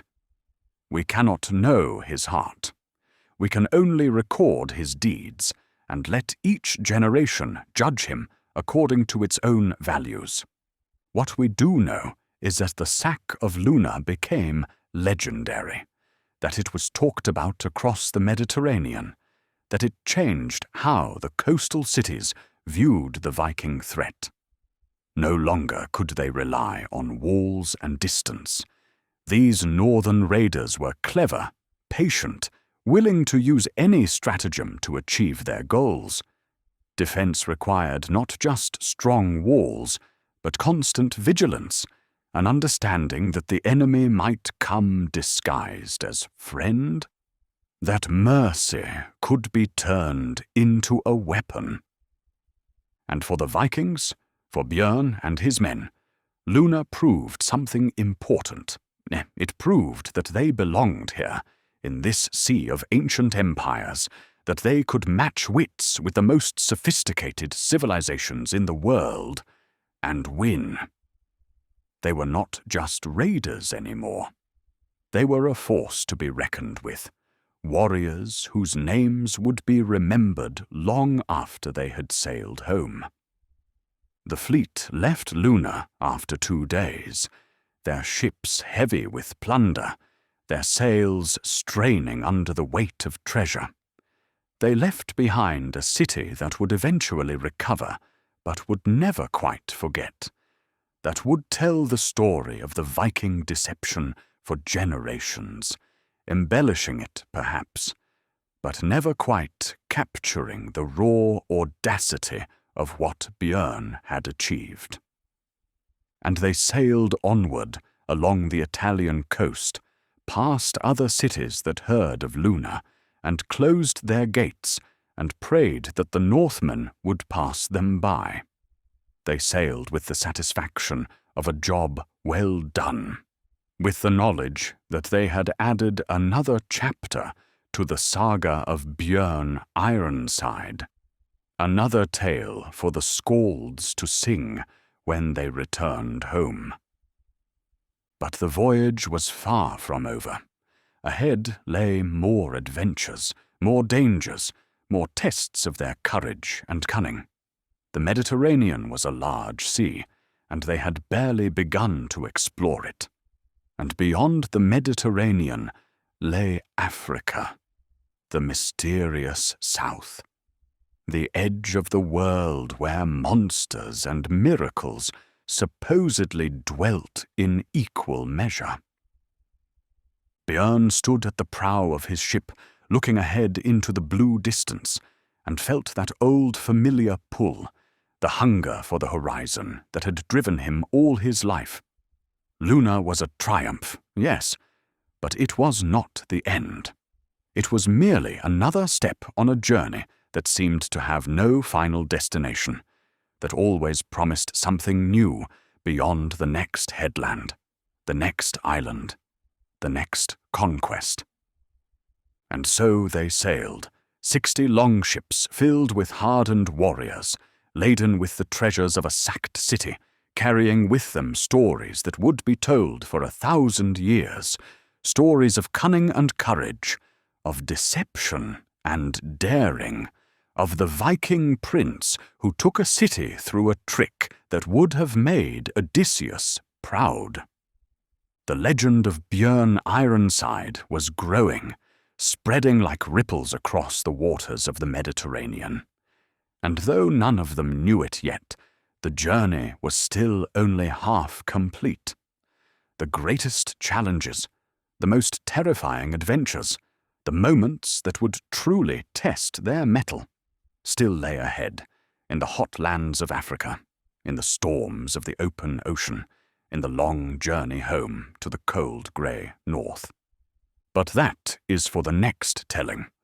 For now, let us leave them in their moment of triumph, sailing away from Luna, their victory complete, their legend assured, their future still unwritten, their fate still in the hands of the gods and the Norns, who wove the threads of destiny. The African coast, when they first saw it, seemed to shimmer with heat and strangeness, a barrier between the known world and something else entirely. The Vikings had sailed south from Italy, passing through the narrow strait between Sicily and the toe of the Italian peninsula, then turning westward along the North African shore. The water here was different, warmer, a deeper blue, teeming with fish they had never seen before, with dolphins that followed their ships, and sometimes, in the distance, the great spouts of whales that made even these hardened sailors whisper prayers to the gods. This was the realm of the Moors, the Islamic civilization that had swept out of Arabia 2 centuries before, and now controlled vast stretches of North Africa and Iberia. The Moors were not the helpless Christian monks the Vikings had raided in the north. They were warriors themselves, skilled sailors and traders, possessors of learning and technology that surpassed anything the Vikings had. Their cities were legendary, places of marble and gold, of libraries and gardens, of wealth accumulated through trade that spanned 3 continents. Bjørn approached these shores with more caution than he had shown in Christian lands. The Moorish fleet was formidable, their ships fast and well armed, crewed by men who knew these waters as the Vikings knew the North Sea. Any major battle would be risky, perhaps disastrous. So, instead of open warfare, the Vikings relied on speed and stealth, on hit-and-run raids against isolated settlements, on avoiding the major ports where the Moorish navy could trap them. They struck at small coastal towns, at fishing villages, at merchant ships caught outside the protection of the fleet. The plunder was different here. Exotic goods the Vikings had never seen, spices from the east, ivory and gold from deeper in Africa, colourful fabrics and intricate metalwork that spoke of a civilization whose sophistication they could barely comprehend. But they also encountered something else, something that shocked and frightened these men who thought themselves the fiercest warriors in the world. They encountered the reality of African warfare, of Berber tribesmen who could ride circles around their slower Viking opponents, of defenders who fought with a ferocity born of protecting their homeland against foreign invaders. One raid, according to the chronicles, ended in disaster. The Vikings had landed on a beach, perhaps in what is now Morocco or Algeria, and attacked a nearby settlement. But they had been spotted, and the alarm had been raised. Moorish cavalry arrived before the Vikings could retreat to their ships. The battle that followed was savage and one-sided, the mounted warriors cutting down Vikings who had nowhere to run, who were trapped between the cavalry and the sea. Bjørn managed to save most of his fleet, but losses were heavy. Ships were burned, men killed or captured. The survivors spoke in hushed tones of the African warriors, of their speed and skill, of how different this warfare was from anything they had experienced. For the first time in the voyage, perhaps for the first time in his life, Bjørn had led his men into a defeat, had faced an enemy who outmatched them. The experience sobered the fleet. They had sailed south, dreaming of easy plunder, of another Luna to deceive and sack. Instead, they had found a land that did not welcome them, that could fight back effectively, that viewed them not as terrifying Northmen, but as foreign pirates to be destroyed. The romance of exploration faded, replaced by the grim reality of survival. They turned back north, abandoning the dream of penetrating deeper into Africa, accepting that some lands were beyond even their reach. The voyage had taught them humility, a lesson that perhaps they needed, a reminder that courage and cunning had limits, that the world was larger and more dangerous than they had imagined. As they retraced their path along the African coast, heading back toward the Straits of Gibraltar, the fleet was a shadow of what it had been. Disease had taken a toll as well as battle. The unfamiliar climate, the different foods, the constant stress of being far from home, all had weakened men who had seemed invincible. Ships limped along with reduced crews. The treasure they carried seemed heavier now, bought at a price in blood that perhaps had been too high. But they had done it. They had sailed to the edge of the known world, had seen lands and peoples that existed only in legend for their countrymen in the north. They had proven that Viking ships could navigate the Mediterranean, that Viking warriors could raid even the great powers of the south. They had survived, and survival was its own kind of victory. The passage back through the Straits of Gibraltar was tense. The Moorish authorities, alerted now to the Viking presence, had strengthened their patrols, but Bjørn and his commanders chose their moment carefully, waiting for favorable winds, for darkness, for any advantage that might let them slip through, undetected, or at least unopposed. They made it, though not without incident. Some ships were intercepted, engaged in running battles with Moorish galleys, but the bulk of the fleet escaped, bursting out of the Mediterranean into the Atlantic, into the familiar grey waters of the ocean they knew. The relief must have been immense, the sense of having passed back from one world to another, from the bright heat of the south to the colder but more comprehensible north. The voyage up the Atlantic coast of Iberia and Francia was difficult. Autumn was approaching, the sailing season ending. Storms battered the fleet, separating ships, driving them off course. Some vessels were lost with all hands, swallowed by waves that cared nothing for the courage or fame of those aboard. Others limped into harbours along the coast, too damaged to continue, their crews forced to overwinter in foreign lands, praying they could repair their ships and make it home in spring.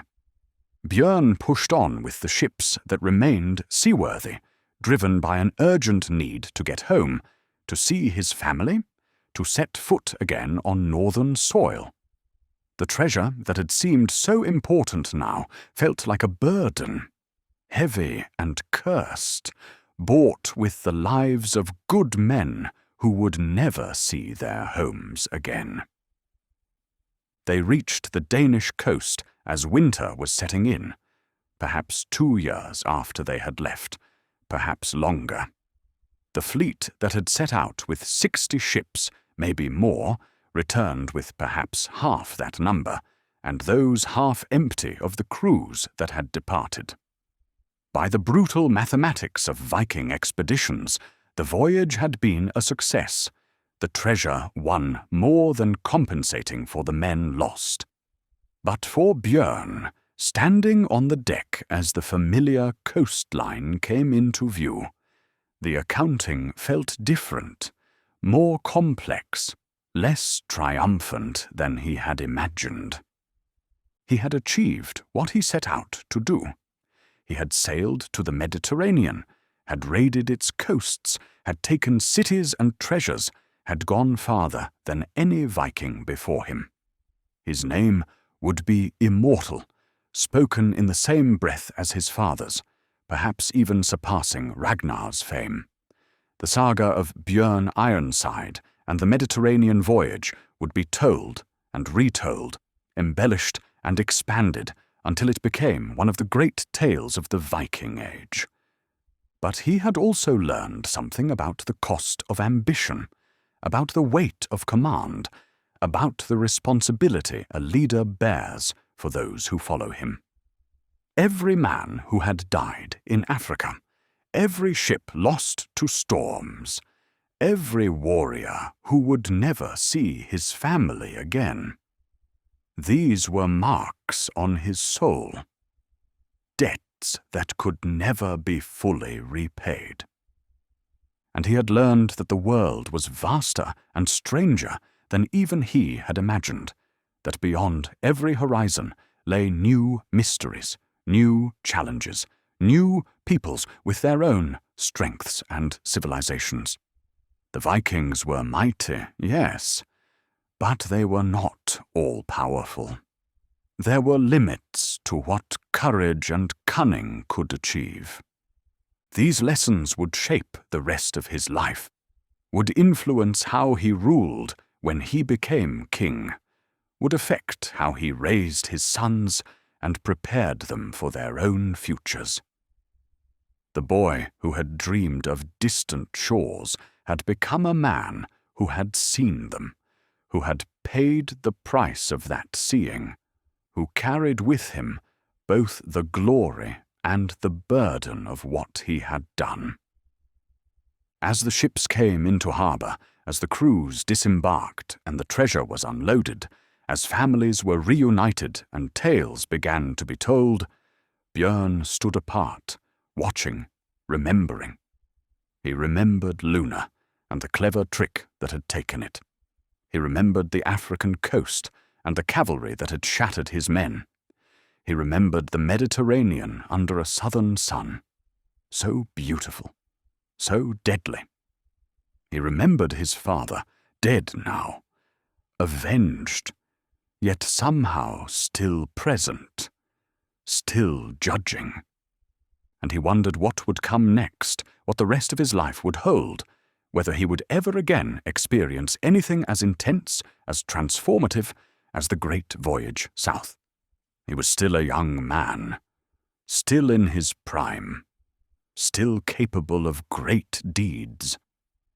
But he sensed that something had changed, that the wandering was coming to an end, that it was time to think about legacy, about building something that would last, about being not just a raider, but a king.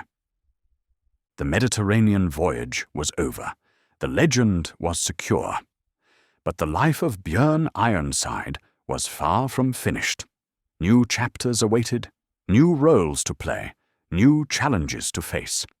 And though he could not know it yet, his greatest achievement would not be conquest or plunder, but the dynasty he would found, the sons who would carry his name and his blood into future generations, ensuring that the line of Ragnar and the legend of Bjørn Ironside would endure long after the last longship came home.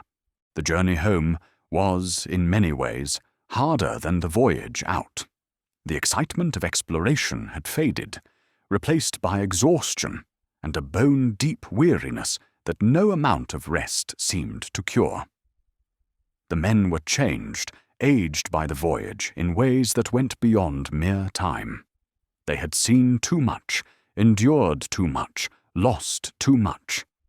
The treasure in their holds felt heavier with each passing mile, as if the gold itself carried the weight of those who had died to win it.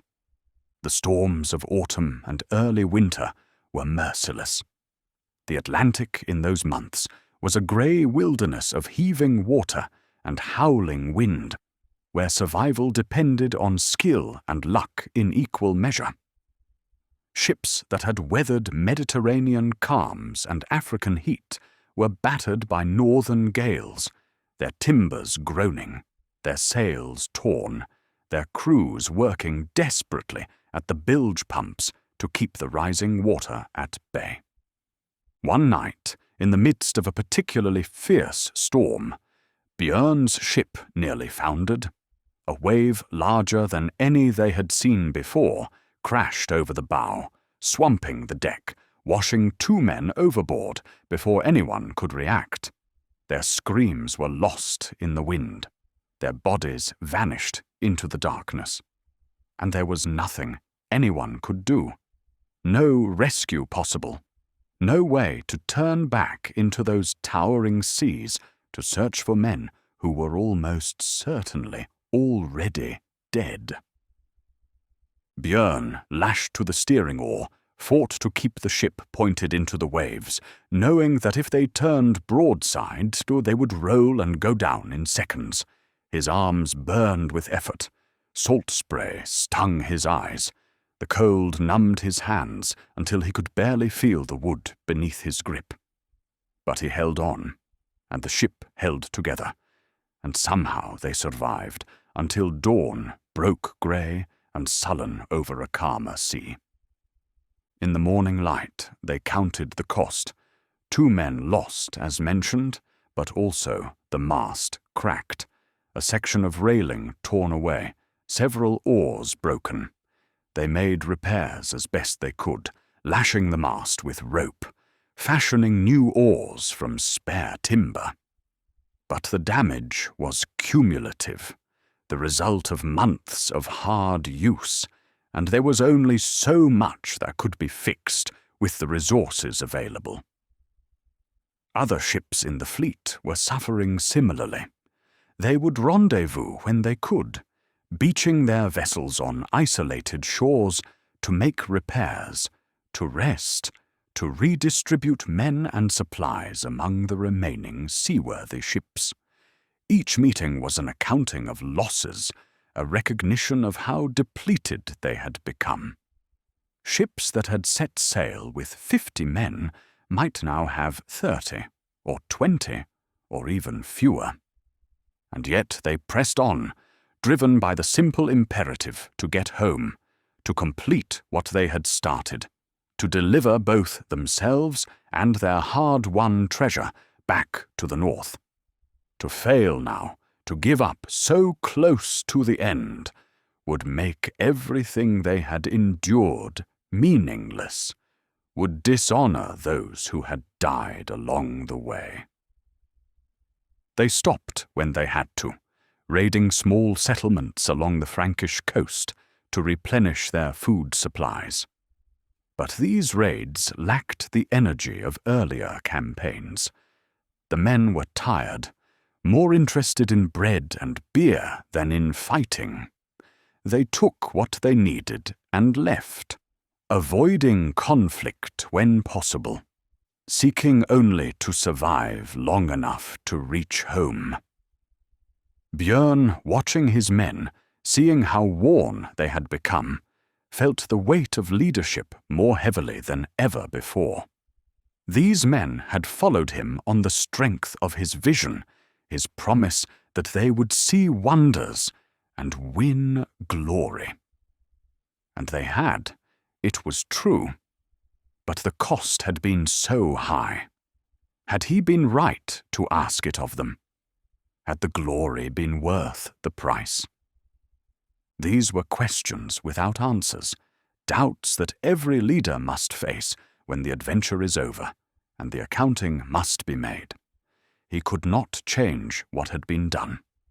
He could only try to bring home as many as possible, to distribute the treasure fairly, to ensure that the families of those who died received their share, to honor the dead and reward the living. As they sailed northward, following the coast, news of their expedition preceded them. Merchants and travelers carried tales of the Viking fleet that had raided the Mediterranean, of the city taken by deception, of the battles fought on African soil. The stories were embellished, as such stories always are, but the core truth remained. Bjørn and his men had accomplished something extraordinary, had gone where no Viking had gone before. And so, when they finally reached Denmark, when the surviving ships limped into harbor, they found crowds waiting, people eager to see the heroes who had returned from the ends of the earth. There was celebration, feasting, song and story.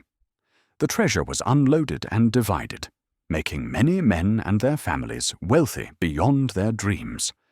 The survivors were feted as heroes, their names added to the rolls of the great warriors of the age. But for Bjørn, the celebration felt hollow, muted by the memories of what it had cost. He participated in the feasts, accepted the praise, distributed the treasure with scrupulous fairness. But part of him remained distant, still standing on the deck of his ship in that terrible storm, still watching men vanish into the darkness, still wondering if he could have done something differently, something that might have brought more of them home. In the quiet moments away from the celebrations, he thought about the voyage and what it had meant.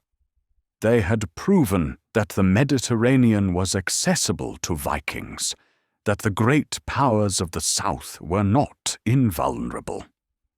But they had also shown that such voyages came at a terrible cost, that the price of glory might be too high to pay twice. Other Vikings would follow his route in the years to come. Some would find success, raiding along the Spanish and Italian coasts, establishing bases in the western Mediterranean. Others would fail, their fleets destroyed by storms or Moorish galleys, their names forgotten. But none would quite match what Bjørn had achieved. The sheer audacity of that first great voyage, when the Mediterranean was still unknown territory, and the risks were incalculable. In the months after his return, Bjørn settled into a quieter life, or as quiet as life could be for a man of his reputation. He had land, wealth, influence. He was courted by kings and jarls who wanted his support, his warriors, his strategic insight. He married, or perhaps remarried, if he had left a wife behind when he sailed south. He began to think about sons, about legacy, about what he would leave behind when his own time came. But he never forgot the Mediterranean. On clear nights, looking up at the stars, he would remember how those same stars had looked from the deck of his ship in warmer waters, how bright they had been against the southern darkness.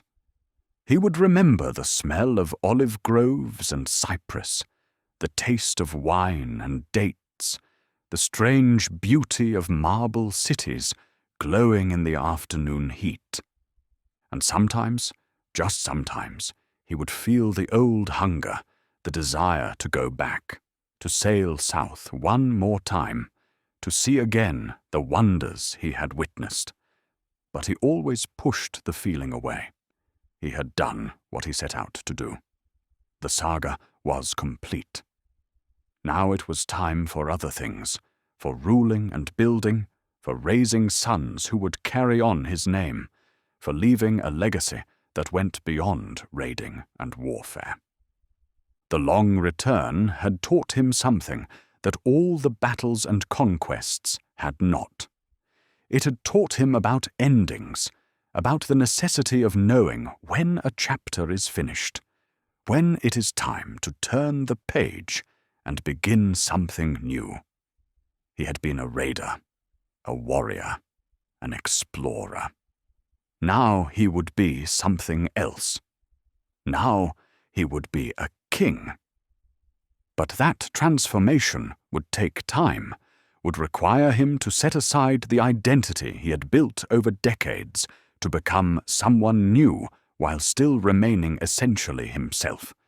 It would require wisdom, patience, a willingness to value stability over adventure, legacy over glory. As the winter settled over the north, as the ships were pulled up on shore and covered for the cold months ahead, as the warriors returned to their farms and families, Bjørn stood on a headland looking out to sea. The water was grey and cold. Nothing like the brilliant blue of the Mediterranean. The wind bit through his cloak, carrying with it the promise of snow. But this was home. This cold, harsh, beautiful land was where he belonged, where his people had lived for countless generations, where his sons would live after him. The South had been a dream, a magnificent adventure, a tale for the skalds to sing. But the North was reality, was duty, was the future. He turned away from the sea, pulling his cloak tighter against the wind, and walked back toward the hall, where warmth and light waited, where his place was now not at the prow of a ship, but at the head of a table, not leading men into battle, but guiding them in peace. The Viking prince who had conquered the Mediterranean was becoming something new. The age of raiding was passing. The age of kings was beginning.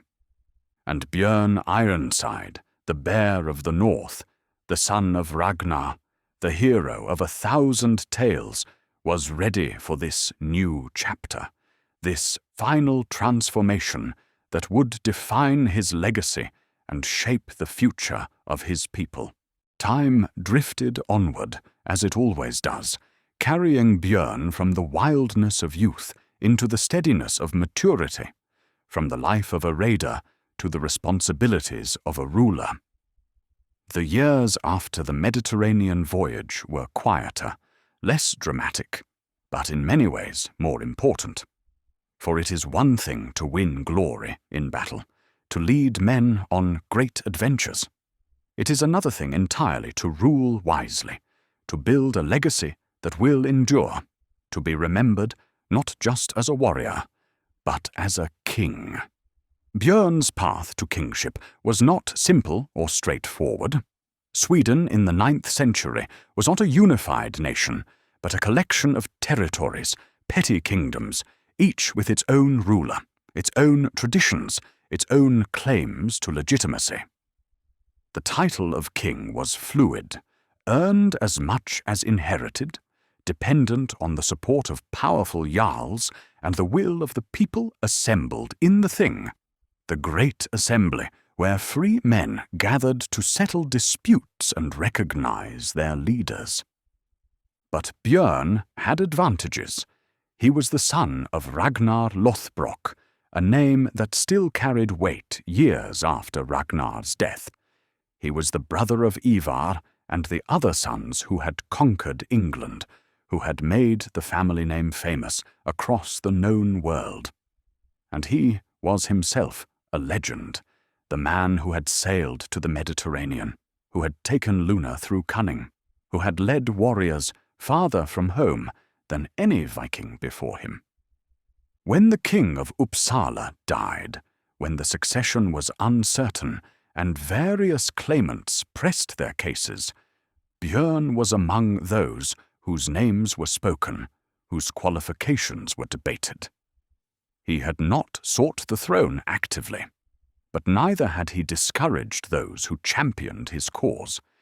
He understood that power brought with it the ability to protect, to provide, to leave something lasting for his children. The election, if it can be called that, took place at the Thing, where the jarls and important men of the land gathered to decide the future. There were speeches, arguments, tests of support.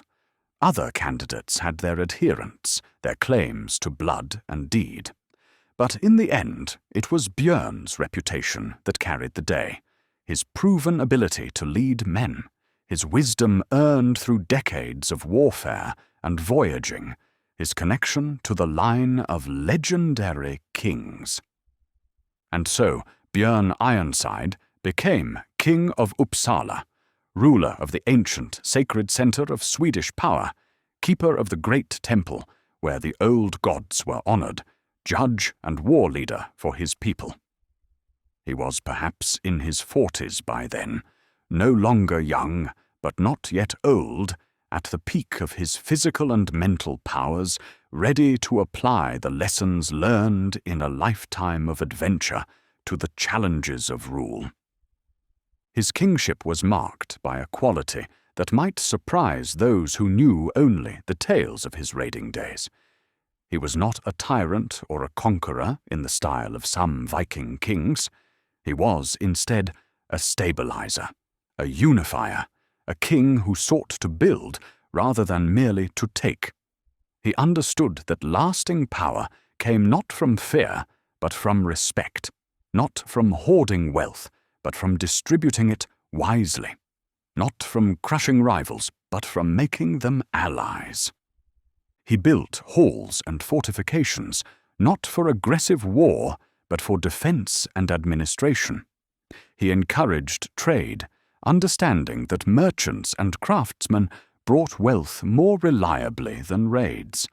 He sat in judgment over disputes, earning a reputation for fairness that made men willing to bring their cases to his court rather than settling them through violence. This did not mean he had grown soft or abandoned the warrior's code. When necessary, he led his forces in battle, defending his lands against rivals or leading campaigns to extend his influence.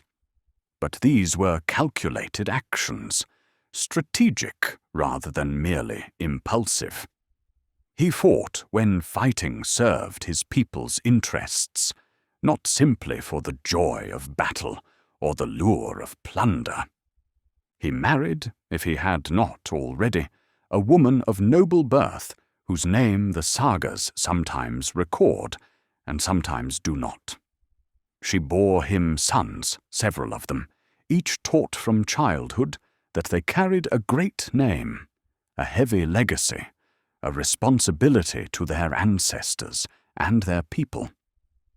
Bjørn raised them as his mother had raised him, with stories of heroes and gods, with training in arms and leadership, with an understanding that they were part of something larger than themselves. Among his sons, the sagas speak of Erik Bjørnson, who would become a king in his turn, and of others whose names appear in the genealogies, carrying the bloodline forward into future generations.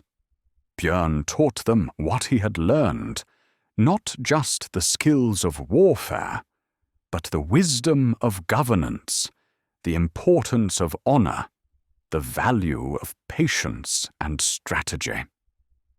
and he told them stories on winter nights when the fires burned high in the hall, stories of his own youth, of raids in England and Francia, of the Great Voyage to the Mediterranean. But he also told them things that perhaps did not make it into the sagas, about the cost of glory, about the men who died far from home, about the responsibility a leader bears for those who follow him. His reign brought a period of relative stability to Uppsala, a time when trade flourished and the constant warfare that had marked earlier decades diminished somewhat. This was not entirely his doing, of course. The Viking Age was evolving, the easy targets growing scarce, the Christian kingdoms learning to defend themselves. But Bjørn adapted to these changes better than many, understanding that the future belonged not just to raiders, but to traders, not just to warriors, but to diplomats and administrators. He grew older in a land that respected age, that saw in grey hair and lined face the marks of wisdom and survival. His body bore the scars of a lifetime of warfare, wounds that ached in cold weather, old breaks that had healed, but not perfectly. But his mind remained sharp, his judgment sound, his ability to command respect undiminished. He presided over the great festivals at Uppsala, the ceremonies where sacrifices were offered to the gods, where oaths were sworn and alliances confirmed. He was the living link to the heroic past, the man who had known Ragnar, who had fought in the Great Heathen Army, who had sailed to the ends of the earth. Young men looked at him and saw what they might become. Old warriors shared his mead and remembered their own youth. And always in the background was the saga, the tale of his deeds that was already being told and retold, shaped and embellished by skalds who understood that a good story was more valuable than mere historical accuracy.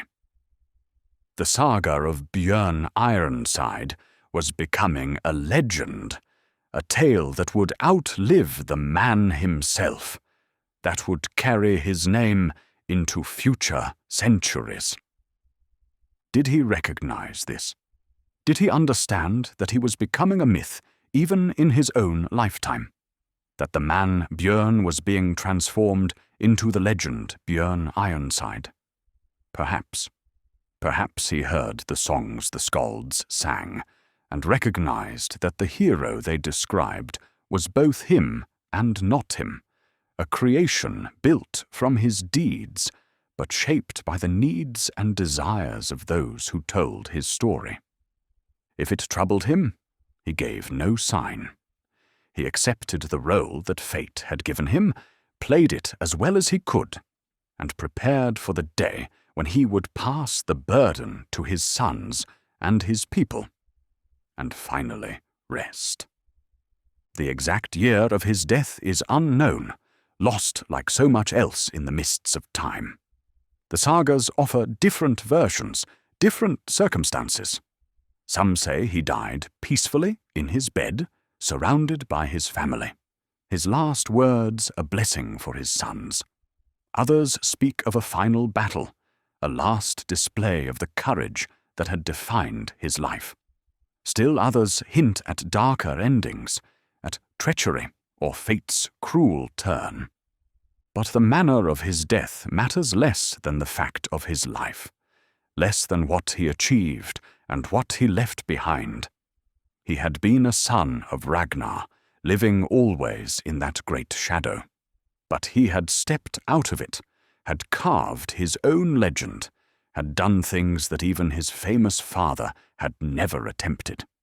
He had sailed to the Mediterranean, had conquered cities through cunning, had explored the edges of the known world.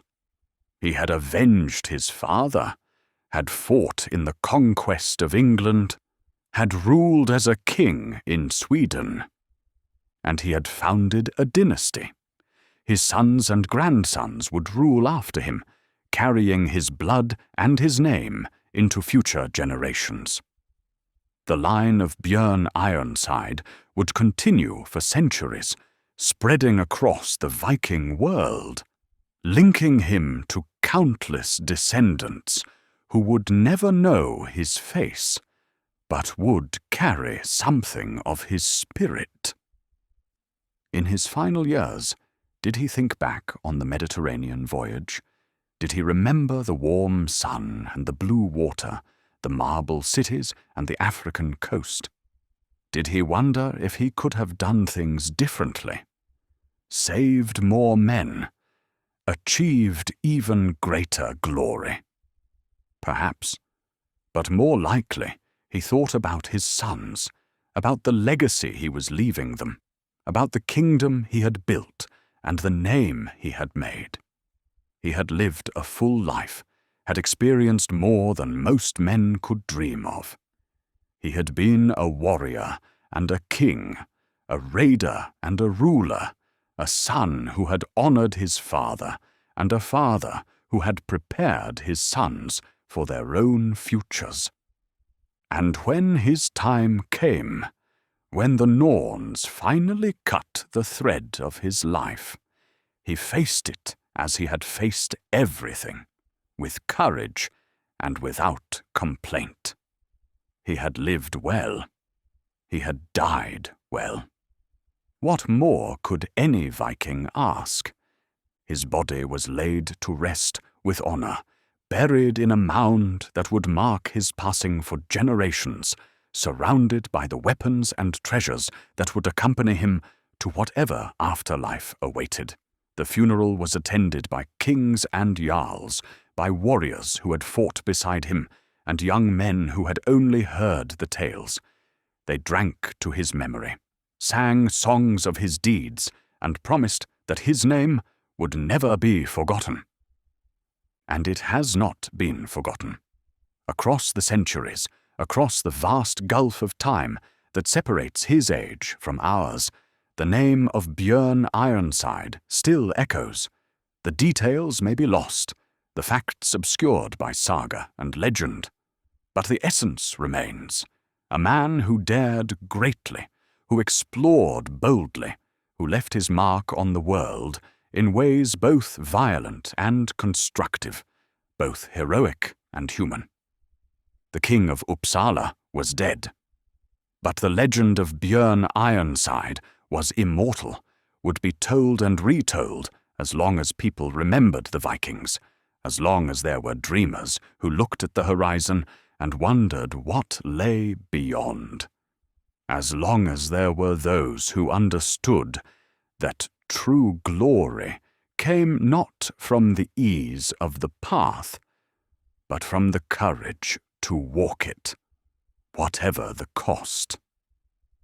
A man's true measure is not taken in his lifetime, but in the generations that follow, in the sons and daughters who carry his name, in the ways his influence ripples outward through time like waves from a stone cast into still water.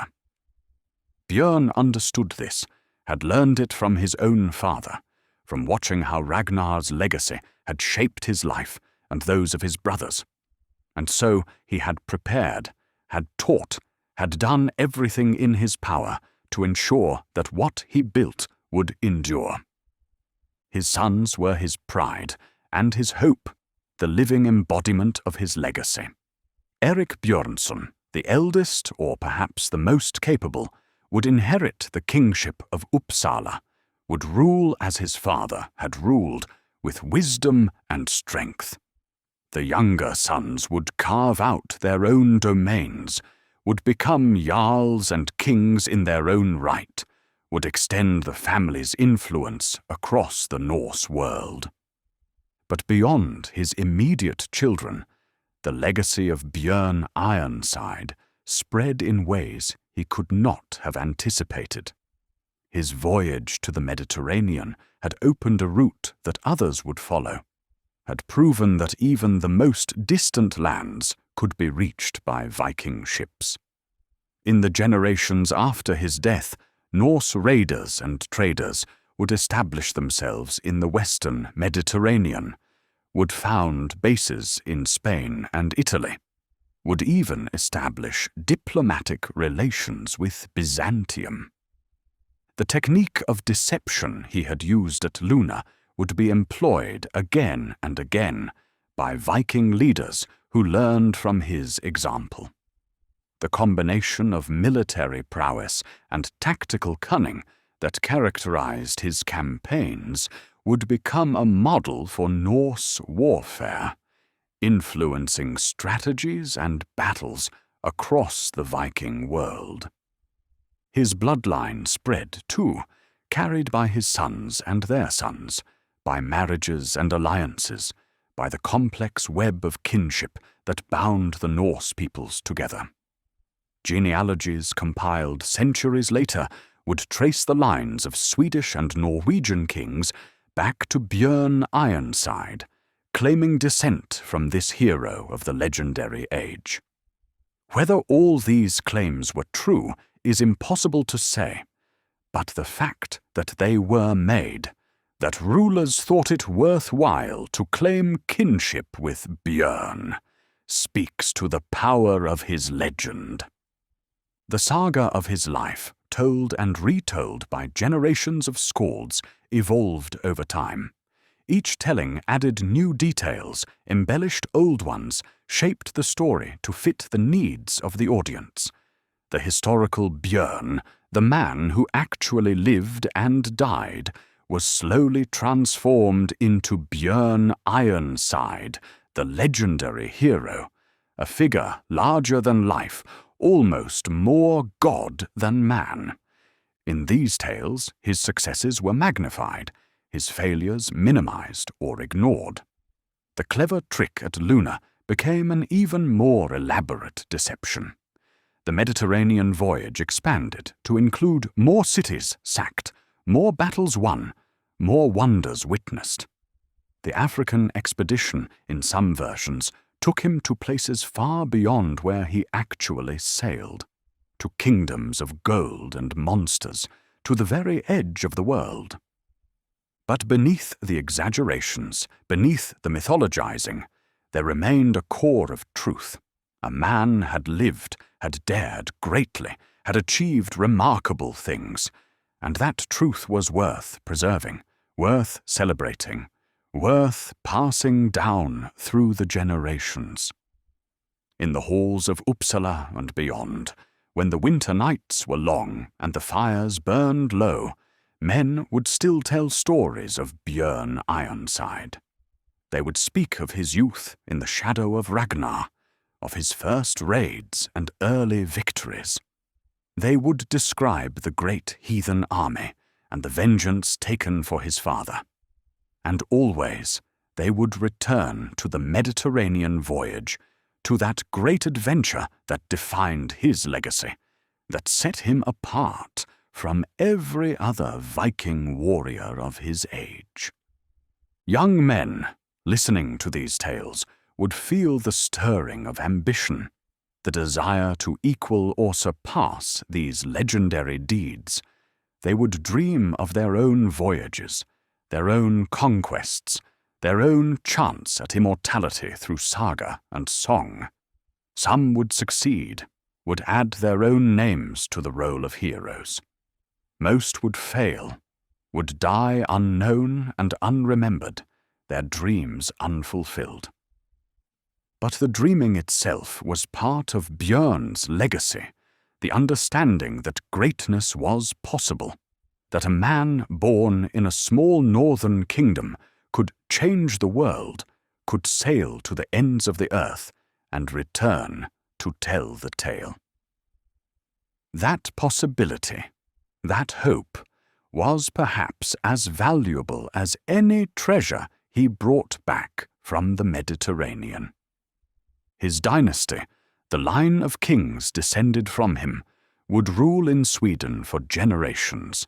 They would face their own challenges, their own conflicts and crises. Some would be great kings, wise and strong.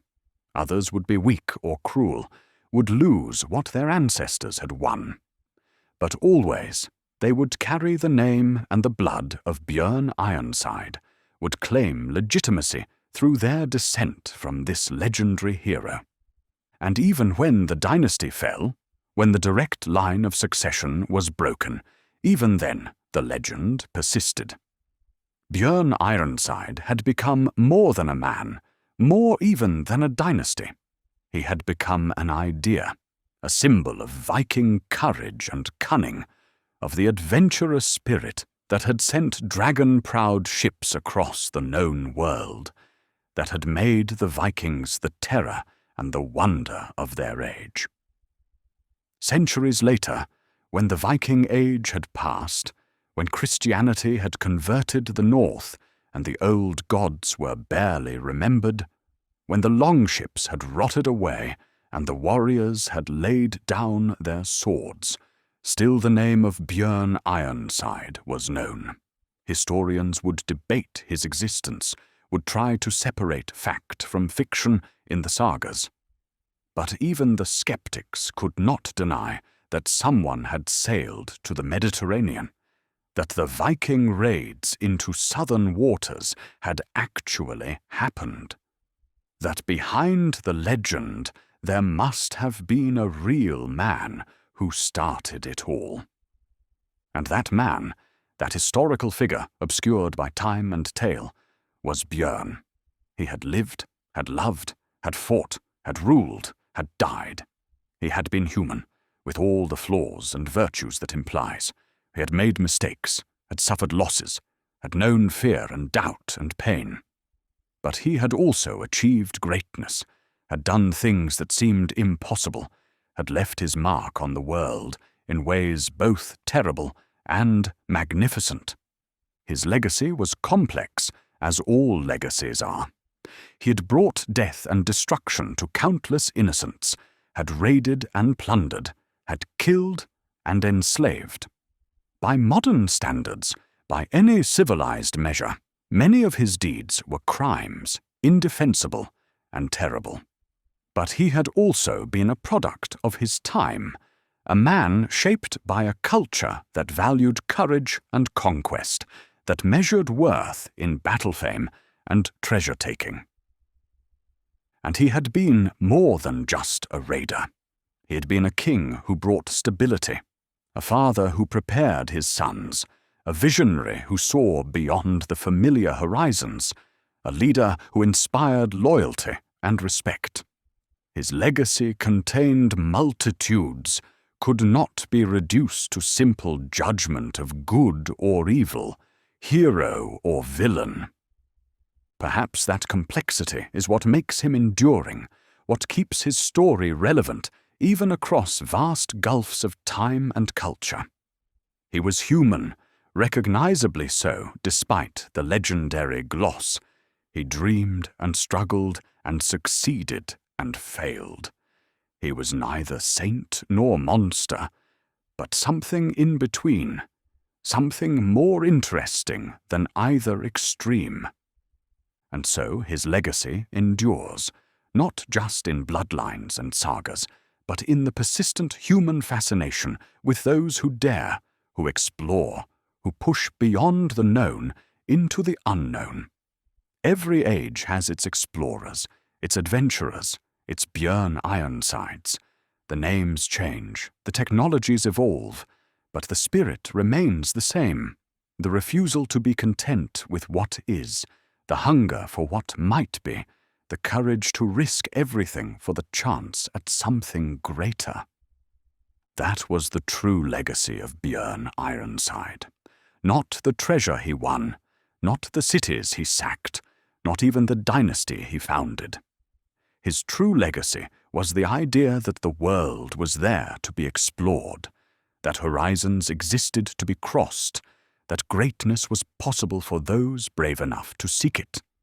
That legacy lives still, will live as long as humans look at maps and see not boundaries, but invitations, as long as we tell stories of heroes who dared greatly and lived memorably. The King of Uppsala is long dead. His ships have rotted, his halls have. Retry.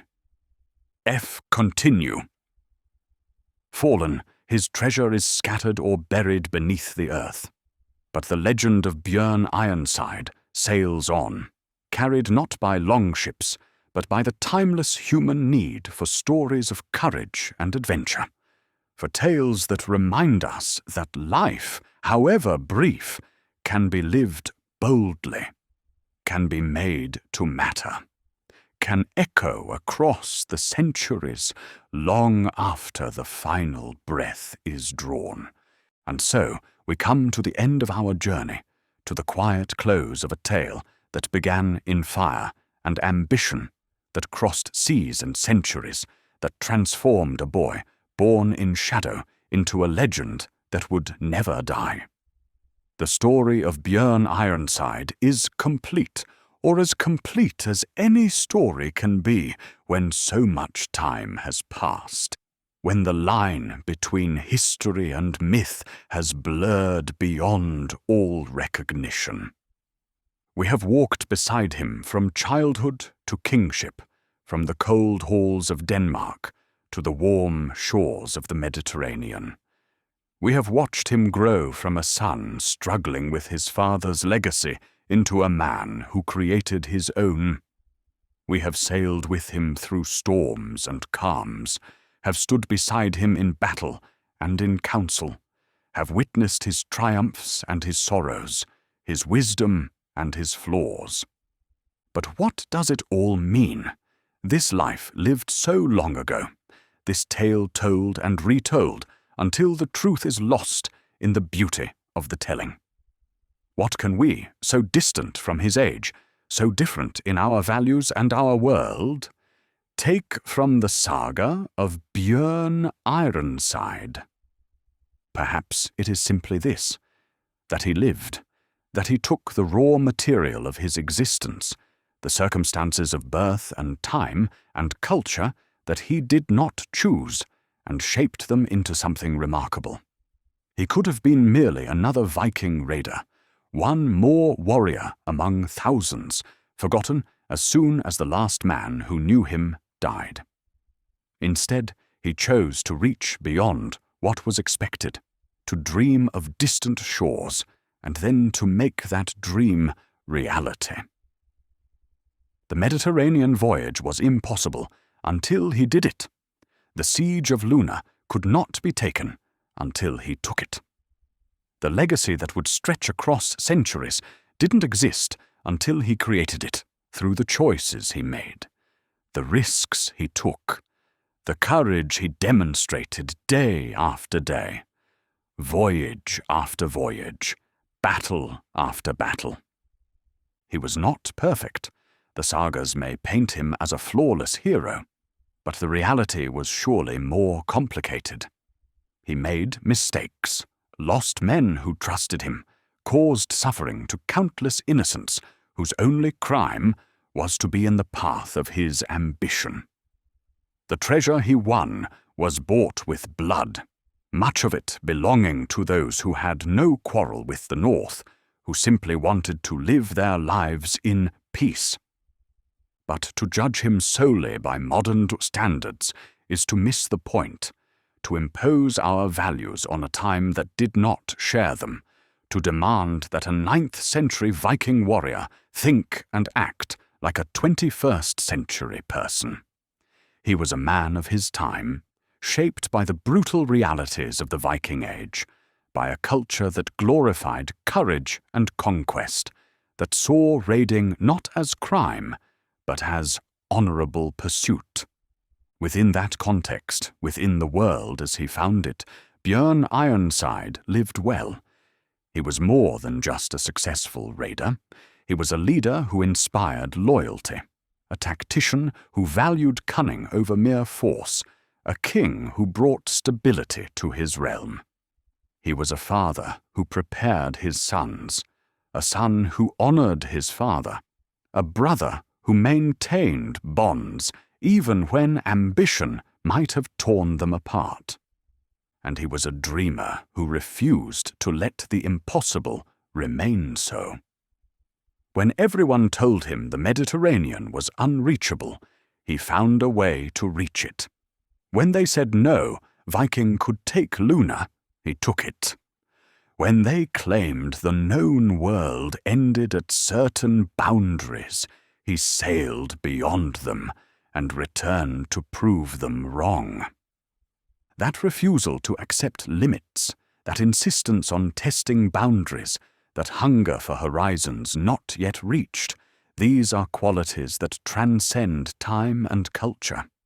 Every age needs its explorers, its adventurers, its Bjørn Ironsides, who look at the world not as it is, but as it might be, who are willing to risk everything for the chance to discover something new. In the centuries since his death, countless others have followed in his wake, though they may never have heard his name. They have sailed to the new world and beyond, have climbed mountains and crossed deserts, have ventured into space and plunged into ocean depths. The technologies have changed, the destinations have evolved, but the spirit remains the same. The human need to explore, to discover, to push beyond the comfortable and familiar into the unknown and perhaps dangerous. Bjørn Ironside was one of the first of this type in the European tradition, or at least one of the first whose name we remember. His voyage to the Mediterranean was a prototype for all the great voyages of exploration that would follow, from the Viking discovery of Iceland and Greenland and North America, to the European age of discovery, to the space age and beyond. He proved that it could be done, that the barriers were not as absolute as they seemed, that courage and cunning and careful planning could overcome obstacles that appeared insurmountable. And in doing so, he changed not just his own fate, but the trajectory of Viking culture, showed his people what was possible, opened routes that others would follow for generations. But perhaps his greatest legacy, greater even than his voyages or his dynasty, is simply the story itself. The saga of Bjørn Ironside has endured for more than 1,000 years, has been told in dozens of languages, has inspired countless works of art and literature, and, in our own time, television and film. The story has taken on a life independent of the man, has become a vessel into which each generation pours its own dreams and values and understanding of what heroism means. And that is as it should be. Stories are not meant to be static, to remain forever frozen in the moment of their creation. They are meant to grow and change, to speak to new audiences in new ways, to remain relevant even as the world transforms around them. The Bjørn Ironside of the original sagas is different from the Bjørn Ironside of 19th century romantic nationalism, is different again from the Bjørn Ironside of 21st century popular culture. But all these versions share a common core, a recognition that this was a man worth remembering, a life worth celebrating, a story worth telling. In the quiet north, where winters are long and summers brief, where the sea is both highway and barrier, where the old gods are remembered in whispers and the memory of the Vikings lingers like morning mist, the name of Bjørn Ironside is still spoken. Not often, perhaps, not with the reverence of centuries past, but spoken nonetheless. He is part of the landscape, part of the cultural memory, part of the great chain of stories that connect the present to the past. And on nights when the northern lights dance green and gold across the sky, when the wind carries whispers of ancient times, when the boundary between history and legend seems thin and permeable, it is easy to imagine him still sailing, still voyaging across unknown seas, his dragon-prowed ship cutting through the waves, his eyes fixed on distant horizons that he alone has the courage to seek. This is the echo of the North, the reverberation across time of a life lived boldly, a story told well, a legend that refuses to die. Bjørn Ironside is gone, has been gone for more than a millennium, but something of him remains, preserved in saga and song, in the bloodlines of those who claim his descent, in the inspiration he provides to those who hear his tale and feel stirring within themselves the same hunger for adventure, the same refusal to accept limits, the same courage to sail beyond the edge of the known world. And so our story ends where all such stories must end, in the acknowledgement that endings are also beginnings, that every tale completed is an invitation to new tales, that the death of the hero is never truly the end. For Bjørn Ironside lives on, not in flesh, but in memory, not in the halls of Uppsala, but in the imagination of everyone who has ever looked at a horizon and wondered what lies beyond. He was a Viking, a raider, a king. He was a son and a father, a brother and a leader. He was a man who sailed to the Mediterranean and back, who conquered cities through cunning, who carved his name so deeply into history that time itself has not been able to erase it. He was Bjørn Ironside, the Bear of the North, the son of Ragnar, the prince who became a legend.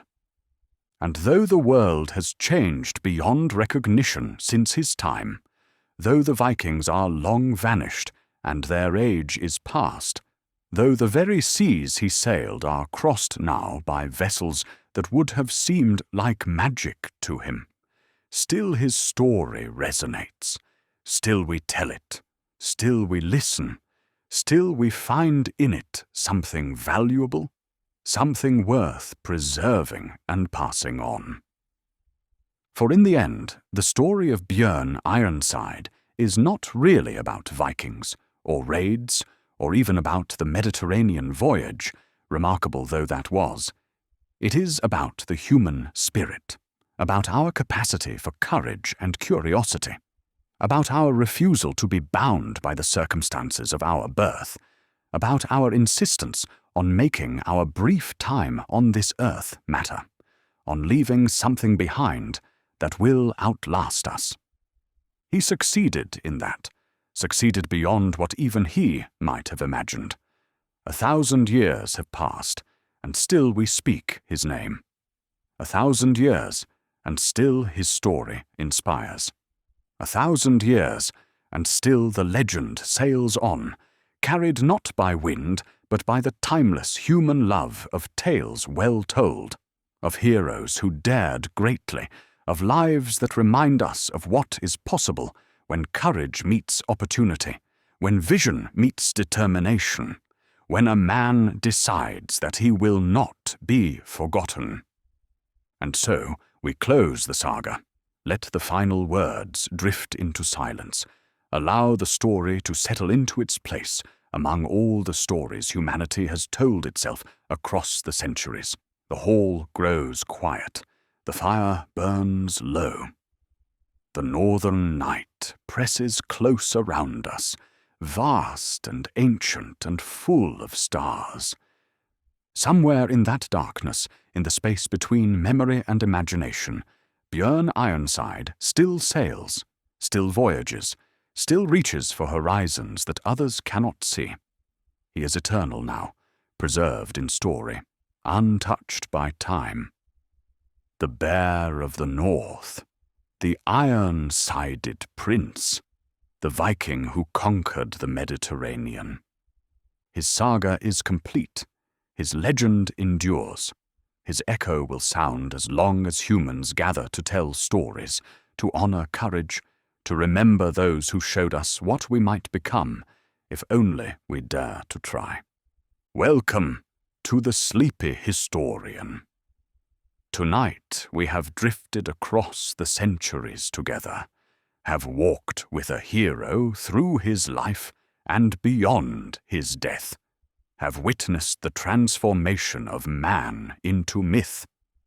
And now, as all journeys must, ours too comes to its end. May you rest well.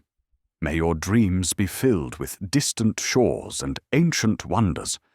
May you wake refreshed, carrying with you something of the courage of Bjørn Ironside, something of his hunger for horizons, something of his refusal to let the impossible remain so.